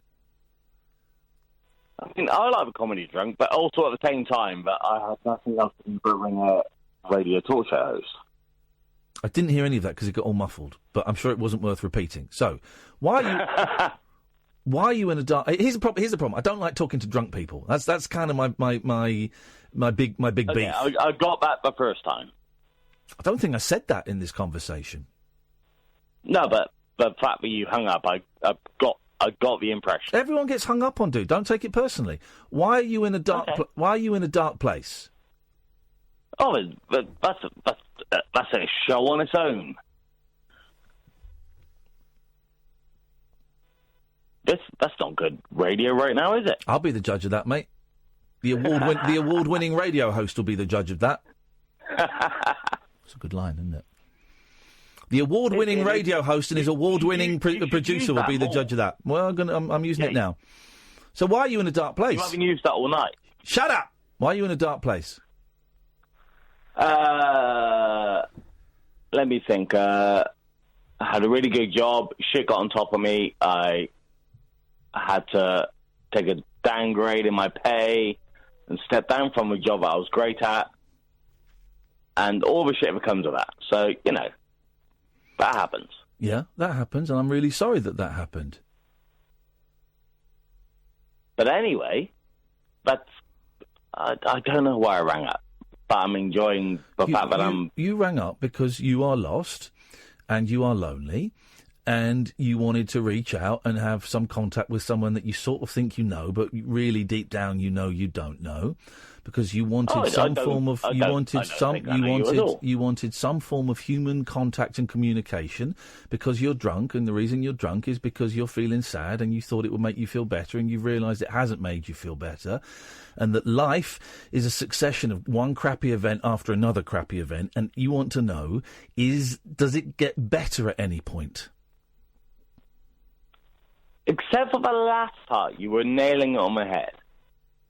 Everyone wants to know. Except for the last part. Everyone wants to know if it gets better at some point. No, because everyone knows that it doesn't. You just skip from one point to the other.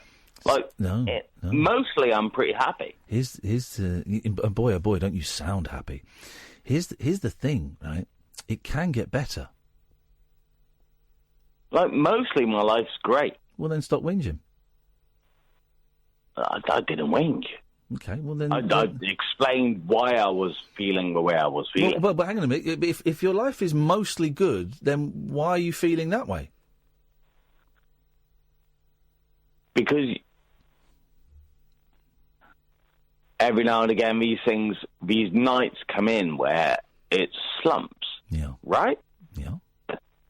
Tonight is one of those nights. Well, I'm sorry that has happened. So I'm ringing to bring your entire radio show, your entire audience down to my level. Hey, we had Nigel singing Titanic earlier on, and we had a song from Frank Sinatra about raising two kids on his own.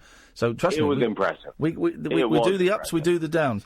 All right, Trevor. Well, listen, I'm going to cut you off again now, but you've had quite a long crack of the whip, so. I really have. Thank you very much. Thank you very much indeed. There we go. You see, we got a little glimpse there. Line 2, you're on the wireless. Oh, is that Iain? Yes. Oh, why are you being so mean tonight? I'm not being mean. You are being a bit harsh. To whom? Well, to the man that was on before. Which one? The one? Just now. That guy just then? Yeah. I wasn't being mean. I was being very generous. I was being very generous and loving. It may have sounded mean because your ears are uneducated, but I was being very generous and very loving and giving him a lot of time. You're welcome. Yeah, well, okay, but you must have been that person at one point.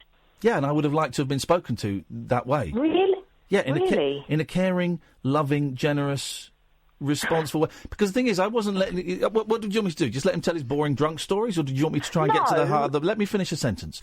Did you want me to let him tell his boring drunk stories? Or did you want me to try and get to the heart of the matter and make physical contact with his soul? Which did you want? Well, obviously the second one. Okay, well, that's what I did. Thanks very much. Oh, yeah, okay. Well, but I just think he was... You're not listening. I helped him. Did you? Yeah. Because, he'll go, okay. I need to just sort it out. No. Just be happy. No. What? I don't understand why you're being so obtuse. You've come on with an agenda. You've come on accusing me of being mean to callers. I've been mean to one caller, a guy who libelled me and said that I'd made comments about fat women or lumpy women, whatever it was, when I simply hadn't. He was an idiot because he'd phoned up the wrong radio station. And I spoke very firmly to that last gentleman. But I wasn't rude. I wasn't mean. I was very caring and loving to him. And you weren't able to hear that. Well, I'm sorry, but that's your problem. Sorry, yes, I used the wrong words. You weren't mean to him. I just thought he needed a more comforting approach. Well, a softer approach. Okay, well, I'll tell you what. When you get your radio show, I'll tune in and I'll critique how you deal with callers calling in like that. Shall Will I? you be my co-presenter? Not a chance in hell. Let's go to line 6. 6, you're on the wireless. Hello. Oh, for God's sakes. Yes, you've got 45 seconds. Turn your radio off and let's make it good. Okay, it's Paul again. No, don't worry about it. Oh! It's a nice little run, wasn't it? Not being mean. What callers have I been mean to tonight? Sometimes you've got to be firm. And it's really difficult talking to people who were really drunk. Oh, I'm so sorry you're drunk and having... tell me because he phoned in about Brexit. Talk to me about Brexit, drunk man. He didn't want to talk about Brexit. That's what we want to hear. That's what we want to hear. It wasn't rude. But thanks for listening. It's appreciated. Another hour of this. It's like the old days, John, isn't it? Remember, we used to do this on drive time on LBC. Wow. Don't call in for a bit. The Late Night Alternative with Iain Lee and Catherine Boyle. Weeknights from 10 on Talk Radio. The Late Night Alternative with Iain Lee on Talk Radio. We have ways of making you talk. If I lived the past over, saw today from yesterday, I would be in love anyway.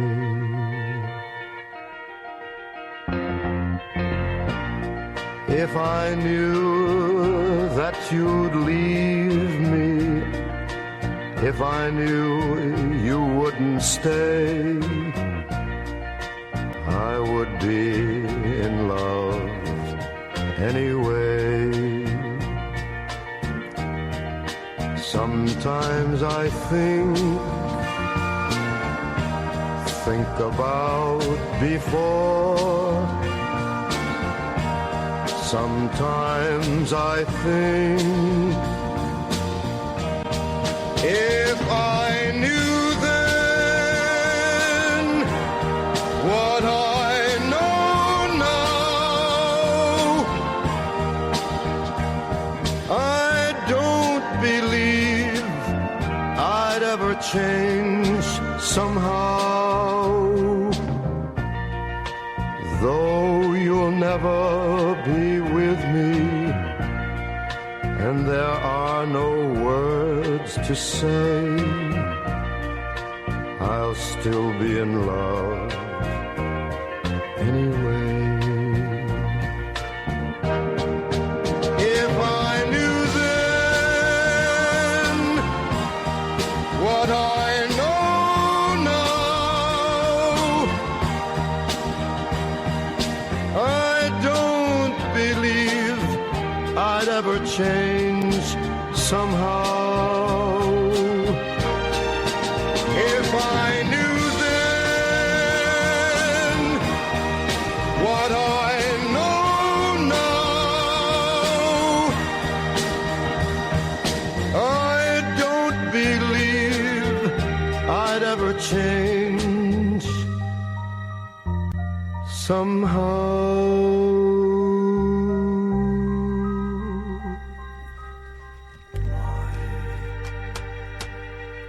That Watertown, man. How has this album slipped past me?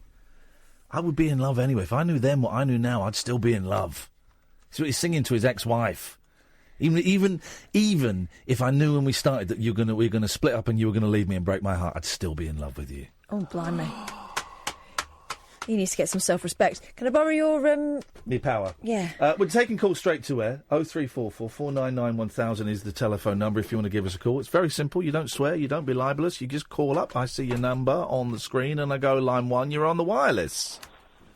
Good evening. I am not drunk. I haven't had a drop of alcohol all day. I couldn't care less. You need to loosen up a little bit. Okay, well, I thought you accused me of being drunk a No, minute not ago. at all. It's not all about you, mate. Didn't accuse you of being drunk in the slightest. Okay. Well, You're arrogant.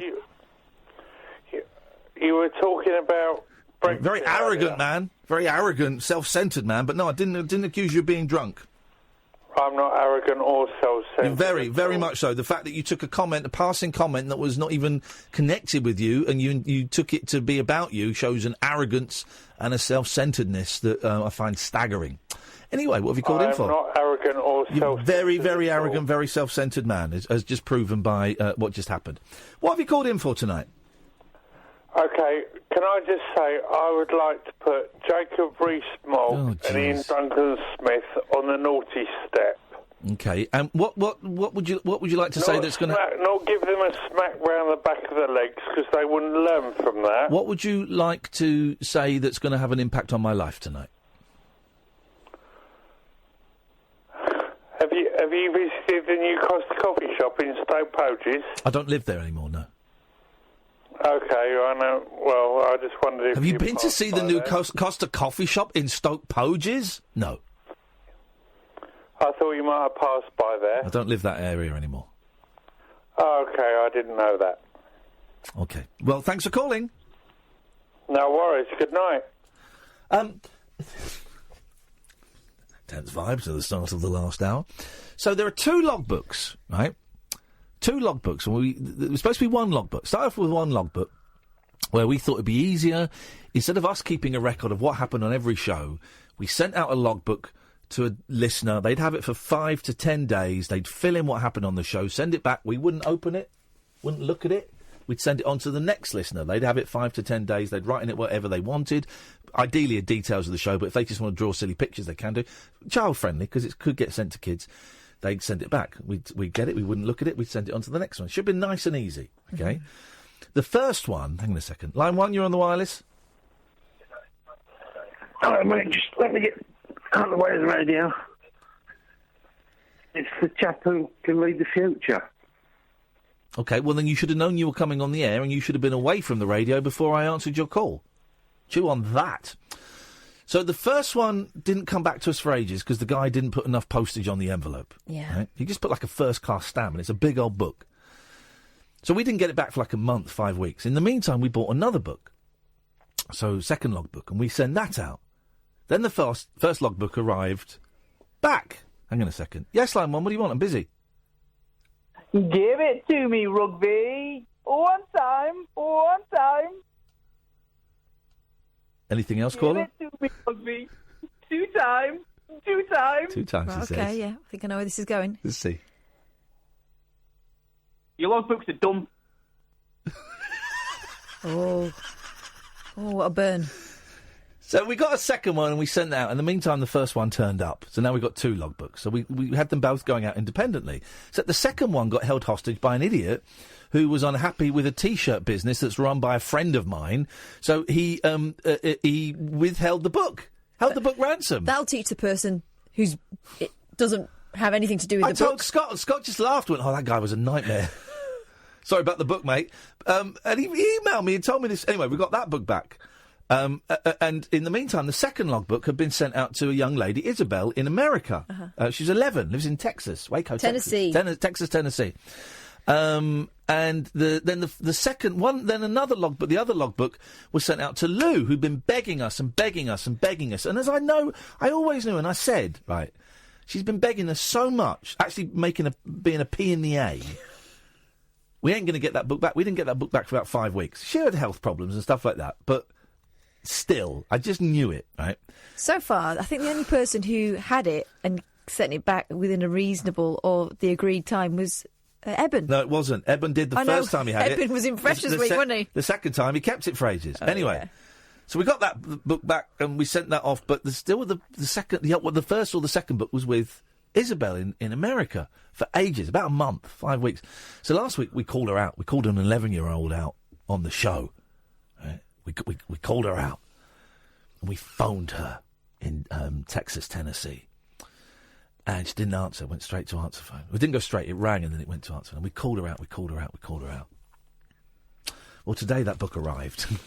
It's here.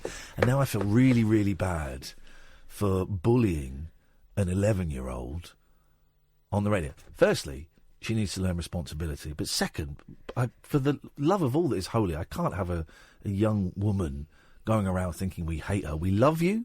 We respect you. We're glad this came back. We blame your parents, We blame your parents as scumbags. But we love... No, but honestly, when this arrived today, I went to Kath, oh, my God, that family think that we genuinely peed off with them. Of course I'm not peed off with them. I was a little bit disappointed. I wasn't peed off with them. I was peed off with Lou, genuinely.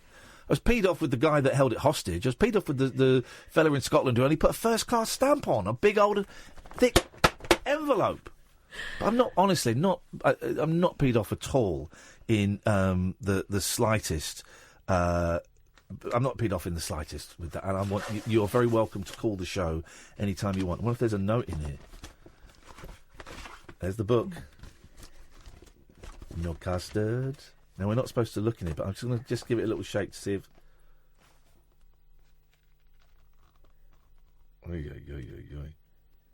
Uh-oh. We're in trouble. Oh? We got $20 bill stuck in here. Oh, why? She's been keeping very detailed notes. Oh, she's done a great job. I can't read it. I'm not allowed to read it. How do we get the message to these guys? Call them. Can you find the number? I can't do it from this side, I'm afraid. Right, hang on. Oh, yeah. I would hate to... God, I feel so guilty that we might have bullied a child. So I'm really sorry. Certainly we're not annoyed with you in the slightest. What's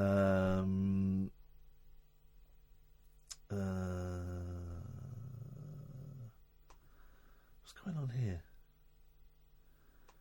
Oh, Chris Arnott. Just go away, Chris. So I feel really bad that we bullied a kid on air. That's not what this show is. That's not what this show is about. This show is a loving vibe. It's a happy vibe. And we bullied a child. Hey, listen, 45 minutes or so, then Martin Kellner comes in. Kelly Kellner, he has killed a man before. And he will do it again. We know that. It's just a matter of time. Straight to air for the next 45 minutes. Come and get it while it's hot. 0344 499 1000 is the telephone number. This is the Late Night Alternative on Talk Radio. The wild man of late night radio. The Late Night Alternative with Iain Lee on Talk Radio. We have ways of making you talk. Roz is unhappy. She's tweeting you, is she? She's gone running to Mum. She running to Mum? Yeah. Reformed drinkers are the worst. No, they're not. Reformed drinkers are... I tell you what would be worse if I hadn't reformed and I came in here... Drink wasn't really my issue, but if I came in here steaming, doing lines of coke during the adverts, that's what you would have got. That's what you would have got back in the day. You want that guy here? You would be entertaining for the first 20 minutes of the show, and then it would be a car crash. Not a funny... Oh, good car crash. A horrible one. So, no, reformed drinkers are not the worst. Reformed drinkers have made a decision to take control of their lives and to... I'm not a reformed drinker. I'm not a reformed drinker. I'm not reformed anything. I'm an alcoholic, and I'm a drug addict. That's what I am. I'm a recovering drug addict. I'm not a reformed drinker. I'm a reformed drinking bullshit. And drunk people are boring. I know, I was one. They're boring. It's fun being that person. Yeah. It's not necessarily fun listening to them. No. But you're welcome to call in again, Roz. Line 1, you're on the wireless. Hello, Iain. Hello, Kath. Hey. Hi. I'm a first-time caller, and I'm calling in to have a little chat. Okay. And I thought I'd change tack if that's okay. Yes. Because there's been quite a few... is the word bell cheeses? I don't know what the word you want to... Yeah, I don't know if that's the word you would use. You know it's the word he would use. Yeah, I agree. So... I thought I'd play a guessing game, if that's okay. Yeah. If you want to play along. Now, I've got a choice of two. I did something, 2 years ago today. Yeah. I did something which I fulfilled an ambition of mine as a child. You wore your mum's pants all day? Have I got it right? No. Okay. So we could have a guess at that.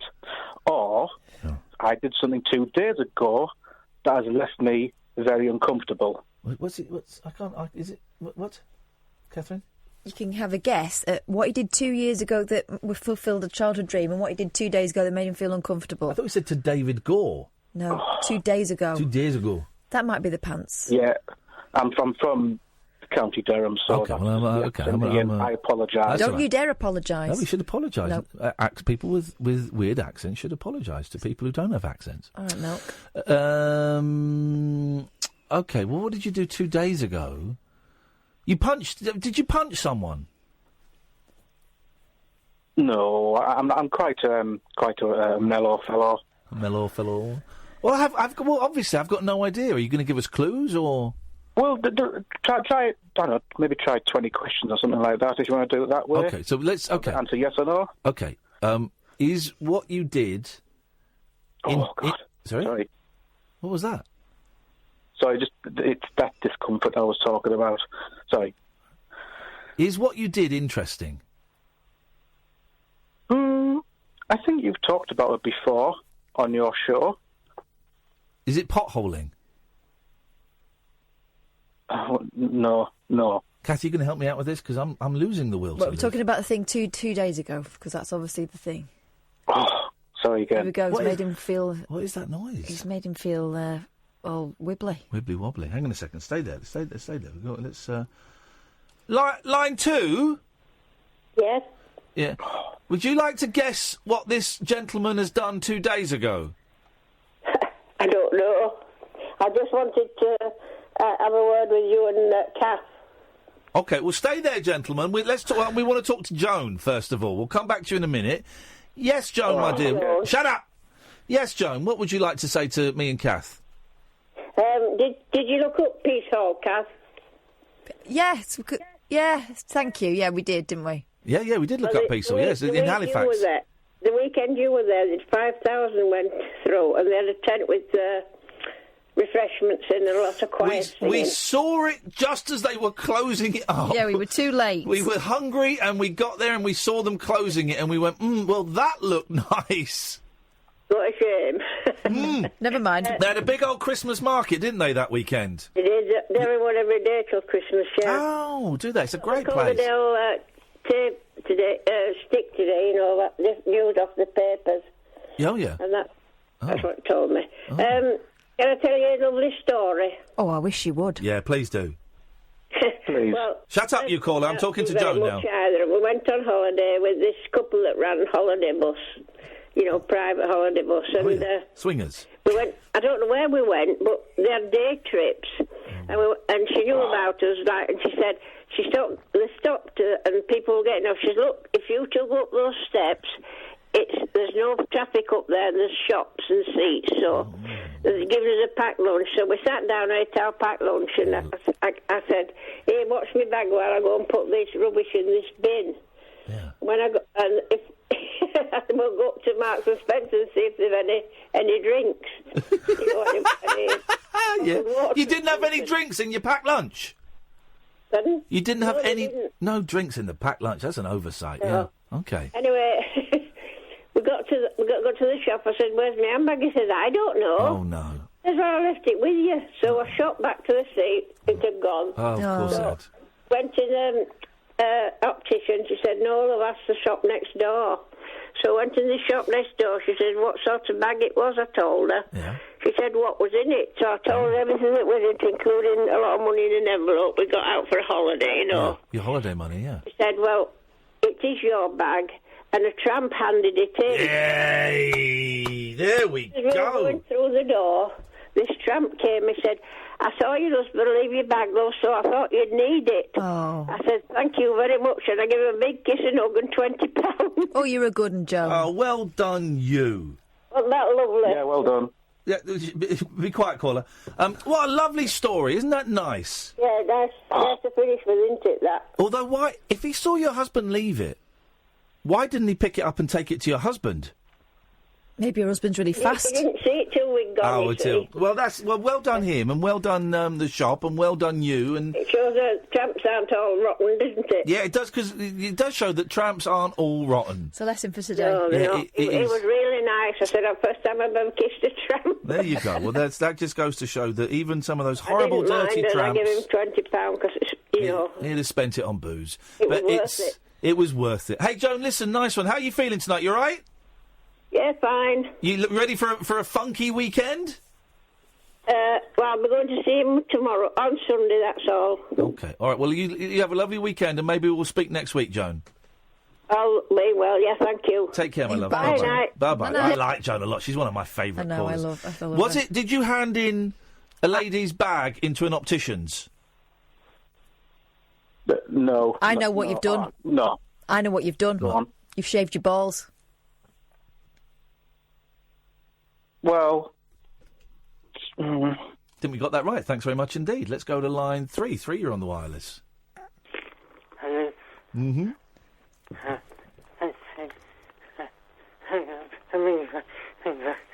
I'll ring you back. He's going to ring back. Okay. All right, we'll speak to you in a little bit. Give us a call back. Gerry. Let's go to line 5, you're on the wireless. Is that man still on the line? I was phoning to have a hazard a guess at his thing. Well, we think it was he shaved his balls. Oh, that's what I thought. Well, there you go, you see. Well done. Do you recognise the discomfort noise? Let's go to line 2. 2, you're on the wireless. Good evening. Oh, jeez. You put me on the spot a minute ago, and I've just thought of something that could enrich your day. Your programme has won awards, yeah? No.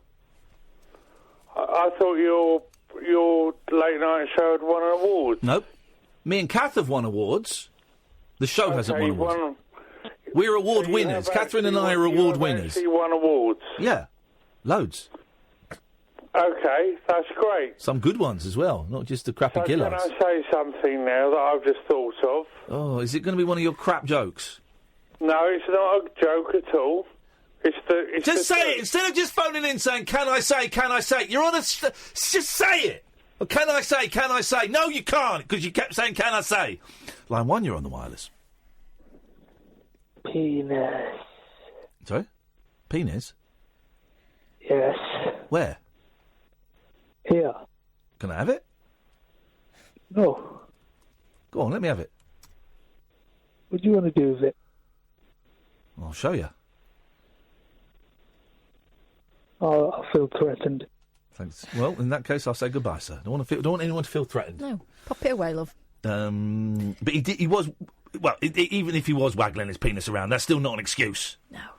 John, could you do me a favour? That phone number, could you just tap it down a couple of lines? Because my phone box is obscuring it.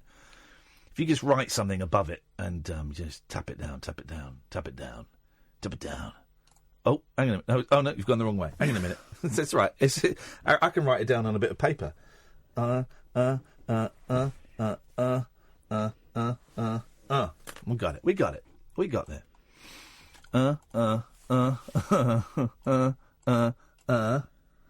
This one's got a lot of 1s and 0s in. This is like a binary number.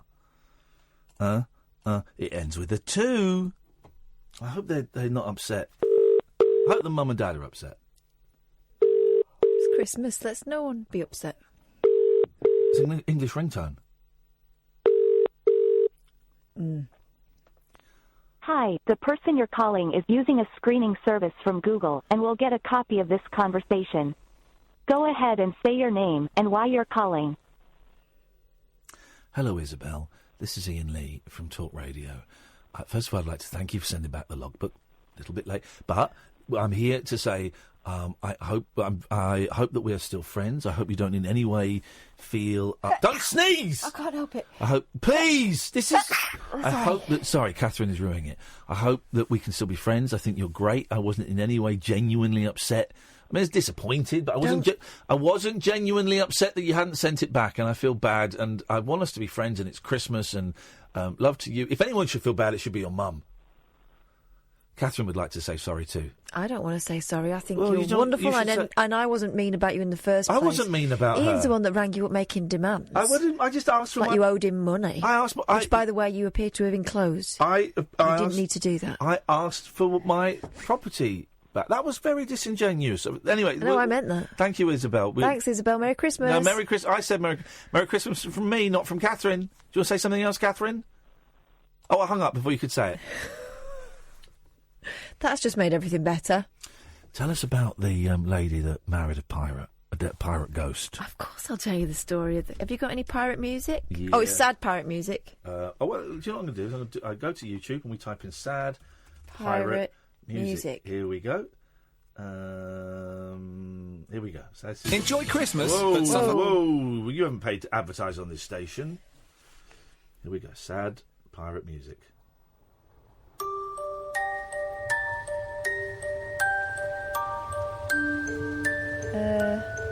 Is this piratey? Yeah. Hitting the spirits. Woman who married, in quote marks, ghost of a 300-year-old pirate reveals pair have split up. They had a real ceremony. We spoke to her on this show when you weren't here. It was one of the best shows we've ever done, actually. The controversial couple got married on a boat off the Irish coast in international waters earlier this year. A woman who married the ghost of a 300-year-old pirate has now revealed the couple has split up. Amanda Sparrow Large, 46, first Do you know what her job was? What? She was a Captain she Jack was a Sparrow Jack Sparrow. impersonator, but she stopped it when she got married Because because she didn't want to live off him. Didn't want to trade on his name. Please remember that fact. Anyway. Amanda Sparrow Large, 46, first appeared in the spotlight when she legally married the Haitian pirate by a shaman priest earlier this year. That's a shame. Hang on. That's a shaman. That's a shame. That's a shame. And? No. Did you hear about the woman that's getting divorced from the ghost pirate? Yeah, I did. That's a shame. Doesn't really work. It does work, actually. It works very, I very feel like you're taking the mickey out of this. No. and it's a serious- I've spoken to her. I this is sad. did a serious interview with her. The 46-year-old was tired of physical world men and consequently found love in the ghost of the 18th century Haitian pirate until she revealed things didn't work out for them, reported the Mirror. The pair got married on a boat off the Irish coast in international waters, reported the Irish Sun. But now the mum from Drogheda, County Louth, Ireland, is warning people to be very careful when dabbling in spirituality. She said, "So I feel it's time to let everyone know..." Do the accent. Okay. Apologies to Ireland. "So, I feel it's time to let everyone know my marriage is over." Could you say Lilo Lil in that voice, please? Lilo Lil. Okay. She is a tart! I will explain all in due course, but for now, all I want to say is be very careful when dabbling in spirituality. It's not something to mess with. Maybe if it wasn't a ghost she married, but just a real man who put on like a lot of ghost makeup. I think if you marry pirates, Yeah. you're asking for trouble. Those guys... She doesn't warn you against pirates, though. She warns you against spirituality, ghosts. Which I think is kind of ghostish. Yep. Amanda paid a whopping €6,000 to change her name legally and worked as an impersonator of Pirates of the Caribbean character Jack Sparrow. She changed her name and had replica tattoos, dreadlocks and gold teeth fitted to look identical to the character. Before their controversial marriage, Amanda made the headlines for her tips on having ghost sex sessions. Sessions. Tips. She previously claimed that she and the 300-year-old ghost Jack went on dates, had rows, and even had an active sex life before their recent divorce. She said, "Spiritual sex is all about being able to feel the energy. It's nothing to do with masturbation. So, although it can be tried from any position... John's perked up. Missionary's probably best to start with because it's easier to feel their weight and take it from there." Before their turbulent relationship resulted in a breakup, the couple dated for 2 years before becoming engaged. So listen, they were sensible about it. Yeah, they didn't rush into it. Amanda previously gushed about the proposal. Oh, I see, I apologise. Jack proposed to me. I told him I wasn't really cool with having casual sex with a spirit, and I wanted us to make a proper commitment to each other. At the wedding, she held a flag bearing a skull and crossbones as a symbol for her husband. Because Jack couldn't wear his ring, having no fingers, it was fitted to a candle which was used... Oh dear. in the wedding ceremony to represent him.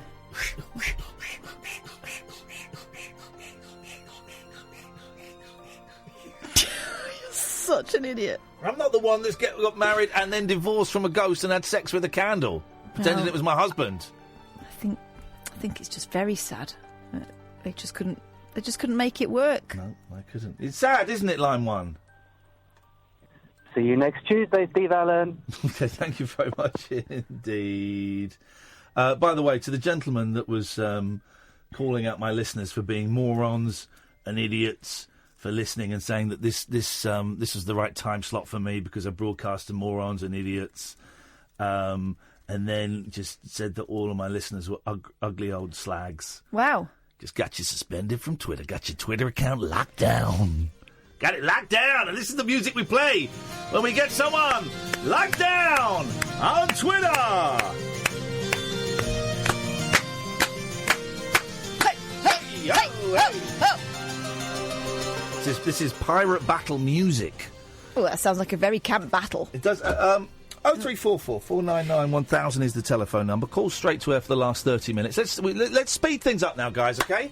We've had a nice little slow 30 minutes or so. We've taken the pace down. I want to get it up again. I really want you to help me get it up again. So let's go for it hard. Let's go for it fast. Let's go deep. Let's just keep pushing and until we come to the end of our experience together. 0344. It didn't really work. It's not subtle, is it? Not really. No, it's not subtle or clever. Never said it was. It is big though. 0344 499 1000 is the phone number. We won't call straight to air, otherwise we won't be there. Yeah, yeah, oh yeah, that's what I say. Getting a bit tired now, can you tell? Yeah. Overtired. Very silly. I still got attacked by the cat. Oh! Never guess what I watched today. You'll never guess, although we've spoken about it recently. Okay. What did you watch? I know you watched Place in the Sun. No. You did, though. Yeah, but I'm thinking of the specific Yeah, but programme no, but what? The specific programme I watched. A programme. Yeah. Right. It was incredible. I saw it. I saw it listed, and I went, I'm having some of that. Naked and Afraid Again. No. Go on. French Fields. Oh! French Fields! I remember that. But It was Fresh Fields, and then they went to France. They moved to France. I think it was the first episode because they were on a boat trip, and then they said, "Oh, we should buy a house." Their last name is Fields. Yeah, I know. And Anton Rogers. There was a lot of big glasses in it. Anton Rogers' big glasses. Then Julia Mackenzie's sunglasses, huge. And Anton Rogers and Julia Mackenzie kept joking that because it wasn't Thursday, they couldn't have sex. And then she went at the end. She went, "Well, it will be Thursday at midnight." Oh yes. And then he got their glasses steamed up. Then he got his wanger out. Oh. Anton Rogers got his wanger out, and he started rubbing it, and it was getting bigger. And okay, Julia right. Mackenzie was she started obviously getting very visibly excited and aroused by this. Then they made love, and we saw it. And let's just say the missionary position was not involved in it at all. It was filthy. I don't remember it being like that. First time round. Are you sure? You weren't sitting on the remote? I might have been sitting on the... But French Fields, of all the programmes... They were adorable, those guys. No, it was so lame. Witty. The son-in-law in there is a guy who used to be in lots of adverts. Listen, it was very strange. French Fields, what a strange show. Fresh Fields, their surname is Fields. I liked all that. I liked that. I liked May to December, but I don't know whether it's because I pretended to like it so I didn't have to leave Grandma's, because if we left Grandma's, it was bedtime and then it was school. I'm assuming Anton Rogers has passed away. Julie Mackenzie, I think, is still with us. Anton Rogers passed away, I think, about 10 years ago. And although this was a terrible, lousy programme, has he done, is there a movie, an Anton Rogers movie? Because I'd like to see him in a movie. I'd like to see him acting. He died 1st of December 2007. 10 years ago. Mm-hmm. Spot on. So pretty spot on. Let's see. He's been in loads of theatre, flipping it. Of course he has. He's proper... Filmography, Vice Versa. Yep. 1948. Not the one in the 80s. Old school. I'm looking down. Hang on, let's go to line 1 while you're looking. Good evening, line 1. Hello, Ian. Hello, line 1. I don't know whether I'm getting down or depressed. I don't know whether I'm just down or depressed. I'm not making this because I just don't know what's going on. I meant to say my tweets the other day. I can't speak properly. It's getting me down. You can't... So, Gerry, so I'm struggling to understand. I got you can't speak properly. And it's getting him down. And it's getting you down. Oh, I saw the tweet the other day about that. It must be getting you down, man. I can't imagine what that's like. 19 years of this... Maybe 19 years in Greece, especially into my speech. I need my speech. And it came me down. I don't know if it came me down. I mean, it just came me down. I'm thinking about friends I've lost and what they be doing now. I don't know what's happening. I just came down. Hopefully it's just down, not depressed. I don't take drugs for depression. I try to fight stuff. I've always been happy. I just came down. Anyway, just pissed me off. I can't say language. I know you're down, man, and I wish there was something we could do to fix it. Life, like we were saying this the other day, everything is random, and life is unfair, and your situation sucks, man. And I wish I could fix it. I wish I could fix it, but I can't, and I'm really sorry about that. The cannabis, three times to calm me down. Tried it twice and it's calmed me down. Maybe now work. Because I need my speech. I need it. I can't do this speech with people. It's hard. 19 years of disease. Yeah. It's a lousy disease, man. It's the only thing that's got me down the speeches. I can do very healthy. Very example. I can keep it in to speech. Because I use it to speak to you. You three. It gets me down. I bet it does. I bet it does. Yeah, I bet it does, man. I just think I should. I'm just feeling a bit down. I'm just thinking. I got off of drugs the other week. I turned them down. I don't know what drugs they were. I don't know what they called. What drugs were you turning down? That's a good point. Rich, I could tell you. I said, after my email, it's feeling the best, I think. Antidepressant, my antidepressant. I don't take it. I've always been happy, but it's just this past couple of weeks. Speech is horrendous. And then it's 2 weeks, and like I said, I could meant to do Pasquale. Well, Joe Pasquale's coming on the show in the new year at some point. Joe Pasquale's my new friend. He's going to get me a job in pantomime. I've got Joe Pasquale's phone number now. This is it. This is what I wanted when I went in the jungle. What are you doing in the jungle for? I want Joe Pasquale's phone number. A year later, I've got it. Does he speak in real life? Does he? Yeah, he does. Yes, his voice. Yeah, that's his actual voice. He's very nice, very nice man. He's a very skinny man as well. He's lost a lot of weight. Gerry, I'm sorry you're feeling down, man. Life is unfair, and it's unfair to everybody in different measures. And you seem to have a particularly heavy measure of unfairness, and it sucks. And I'm sorry about it. He's speaking a bit better now.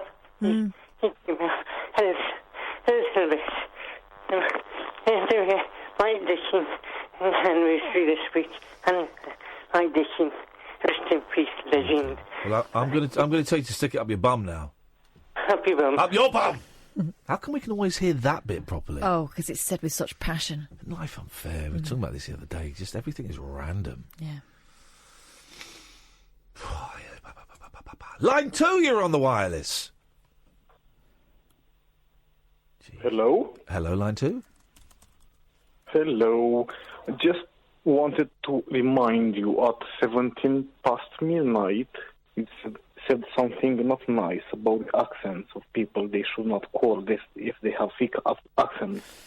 I don't think it's nice of you to say. I don't want anyone with a thick accent calling this show. Okay. I don't want people with different accents speaking to me. I don't have any accent, so I don't want people. I don't want people with different accents speaking to me. I think it's disgusting. Okay. Bye. Goodbye to you. Bye. I'm a what? Racist. No. Well, I didn't mention racist. People of different races can call me as long as they don't have an accent. You should tell people they have a thick accent. That's nasty. No, you mean thick as in stupid. I don't mean thick as in stupid. I mean thick as in heavy, man. All right. So you do understand me even if I have an accent? Pardon?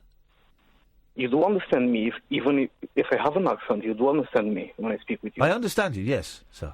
Oh, that's very nice. Thank you. I understand that you're a racist. Oh, not me.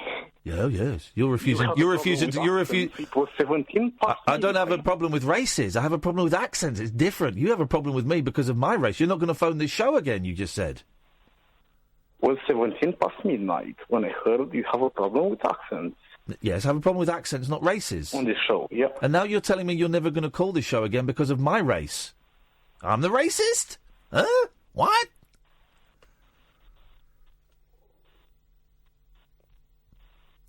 You need to have a... Dude, it was a joke, man. It was a joke. It was an obvious joke. I'm guessing you've never listened to the show before. It was an obvious joke. We just had a fella on. He's got Parkinson's.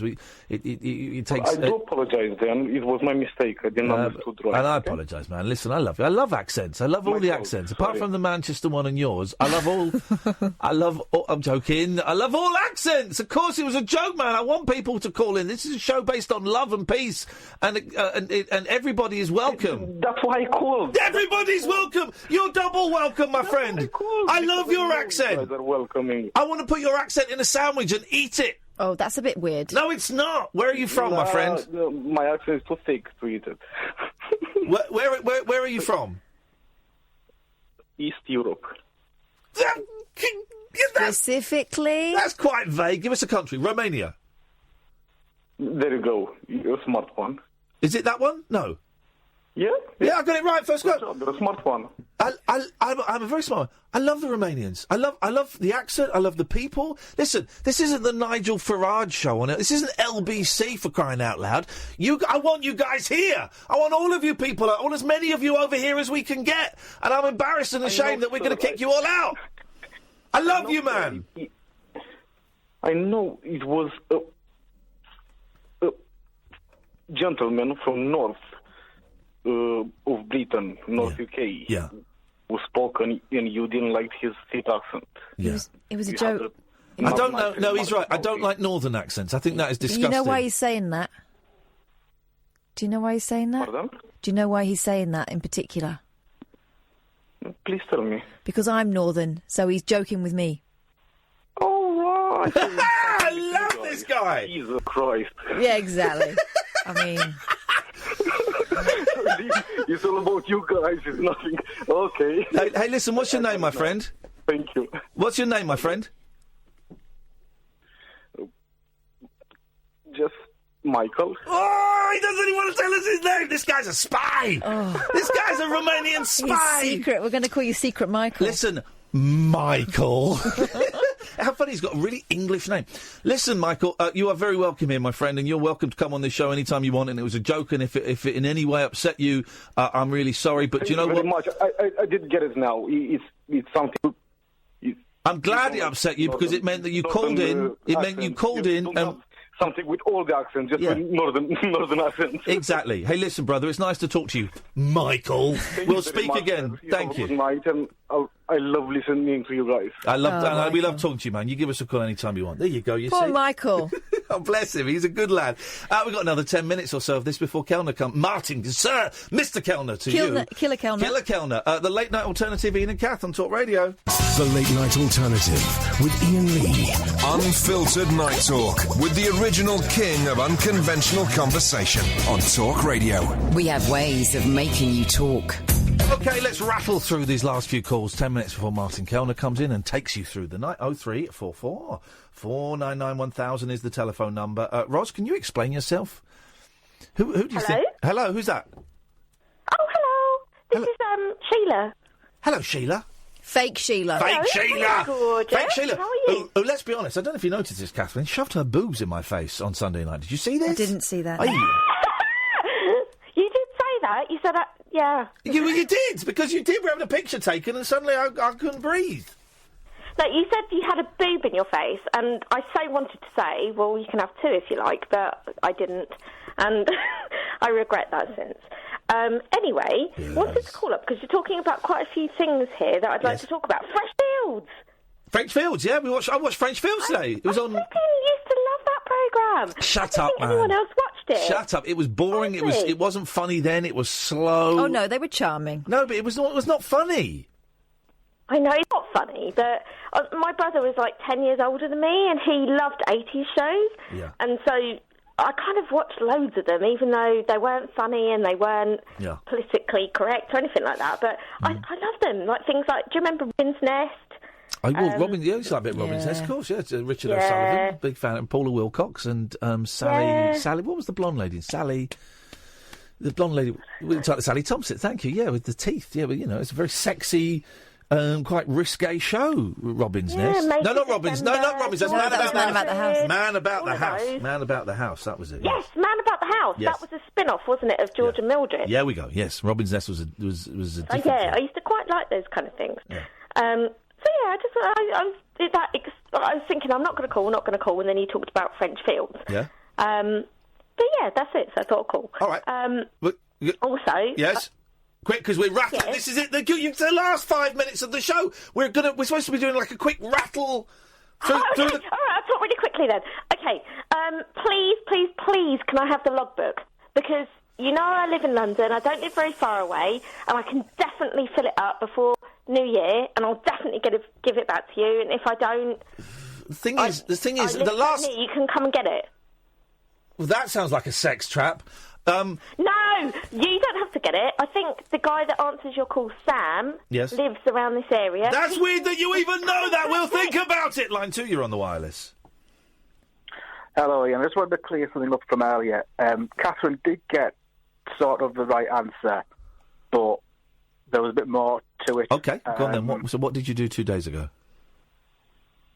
I accidentally shaved my arse. Now, come on. That's an accident. What, the razor was on and you fell on it? No, it was just... I just kept going. Right. You just kept... So you started at the front and you worked round to the back? The below the belt line, was easy. Yeah. The balls was all right. All right, okay, and I kept going under. Yes. And I sort of... Did the taint? Yeah, did a bit... Too It's like what I did the other day with my beard. Is I was just trimming it a bit, and then I went a little bit too high on one side, and now it's all a bit uneven. And I stopped, but you didn't stop. Well, it was sort of there was quite a lot of hair going on, so I wasn't quite sure what was going on, to be honest. But okay, well that's a great image. Thank you very much. Line 3 just disappeared. Can you believe it? So French Fields was. Oh, yeah, he was in Pink Panther, Dirty Rotten Scoundrels, Day of the Jackal. Of course he was. Dirty Rotten Scoundrels. Of course he was. Yes! He was in The Merchant of Venice in 2004. Who cares about Shakespeare? Okay. Anton Rogers we're talking about. Loads. Carry On Jack. Last Fight, that's a good one. That's Bernard Cribbins is in that. Let's Carry go. On Cruising. That's not quite so good.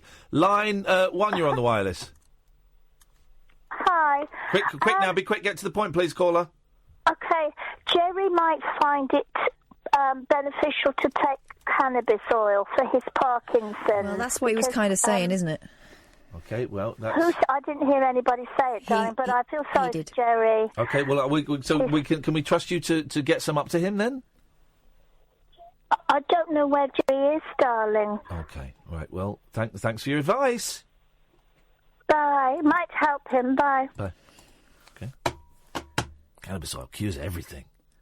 cures everything, man. Apparently, I wouldn't recommend it. We'd never give medical advice, obviously, because both Catherine and I, for different reasons, have had our medical licences revoked. Mm-hmm. I mean, Kath was only a vet, but, I mean, still.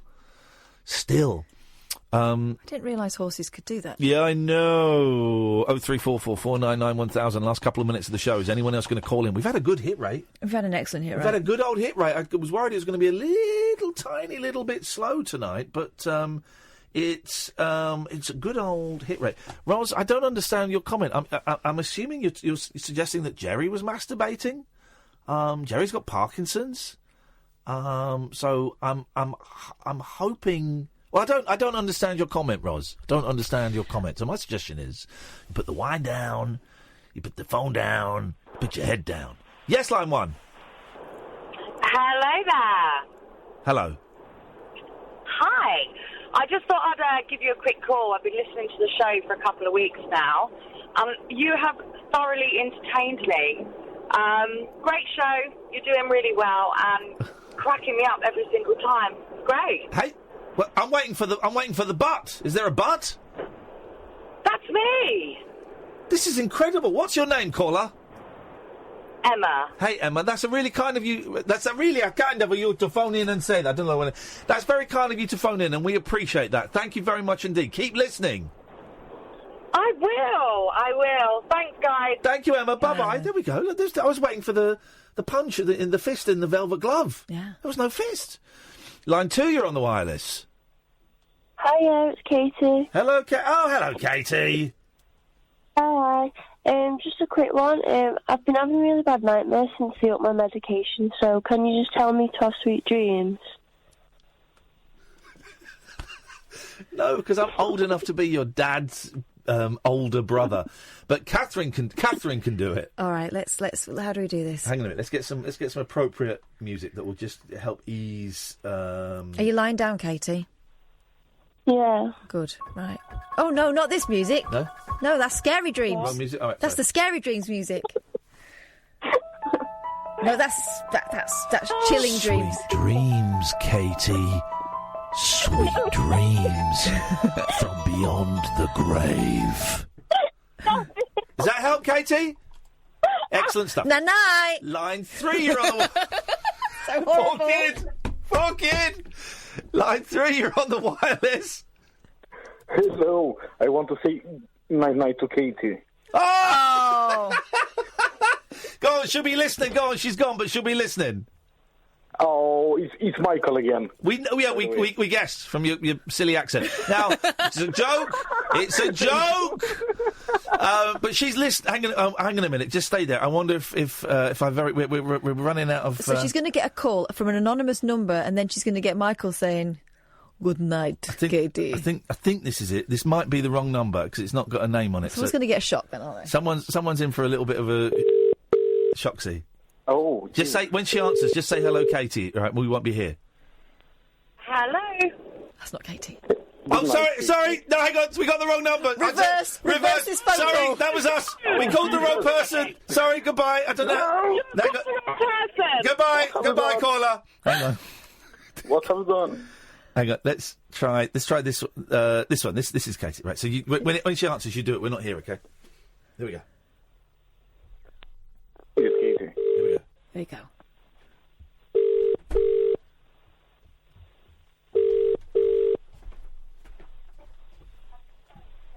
Hello. Hello, Katie. Wrong number, sorry. Abort! Dude, we can't find her, I'm afraid, but you're a good man. Thank you very much indeed. She's hiding under the covers, that's why. Giving her nightmares. Keller Kellner's in the house. Good evening, Indeed, sir. yes. How you doing, man? You all right? Yeah, I'm fine, thanks. Yourself? I'm a little bit tired. It's just hit me, but I'm good. Great show. Enjoying the show. Thank you very much. That was a good one tonight, wasn't it? We had a lot of fun. We've got 45 seconds. What's happening on your show? Well, forget that. I saw a brilliant film tonight called Three Identical Strangers. Oh, yes! It's fantastic. It's brilliant. We had the director on. Oh, did you? He's British. He's a British guy. Is what he? a film, isn't it? It's a fantastic film. film. And it just keeps on twisting and twisting and twisting. Yeah, precisely. Oh, I'm glad you've seen that. Yeah, I went to see it tonight. Brilliant Can I storytelling. recommend Won't You Be My Neighbour? the Mr. Rogers documentary. Mr. Rogers, I yeah, think they that's kind of that. go. I saw the Identical Strangers trailer at the Mr. Rogers. I think they kind of go hand in hand. I love documentaries, don't you? Yeah. Much more than fiction Yeah, movies. Mr. Rogers, you'll enjoy then. Oh, We're brilliant. done. Yeah, that's Martin fine. Kelder's up after 1.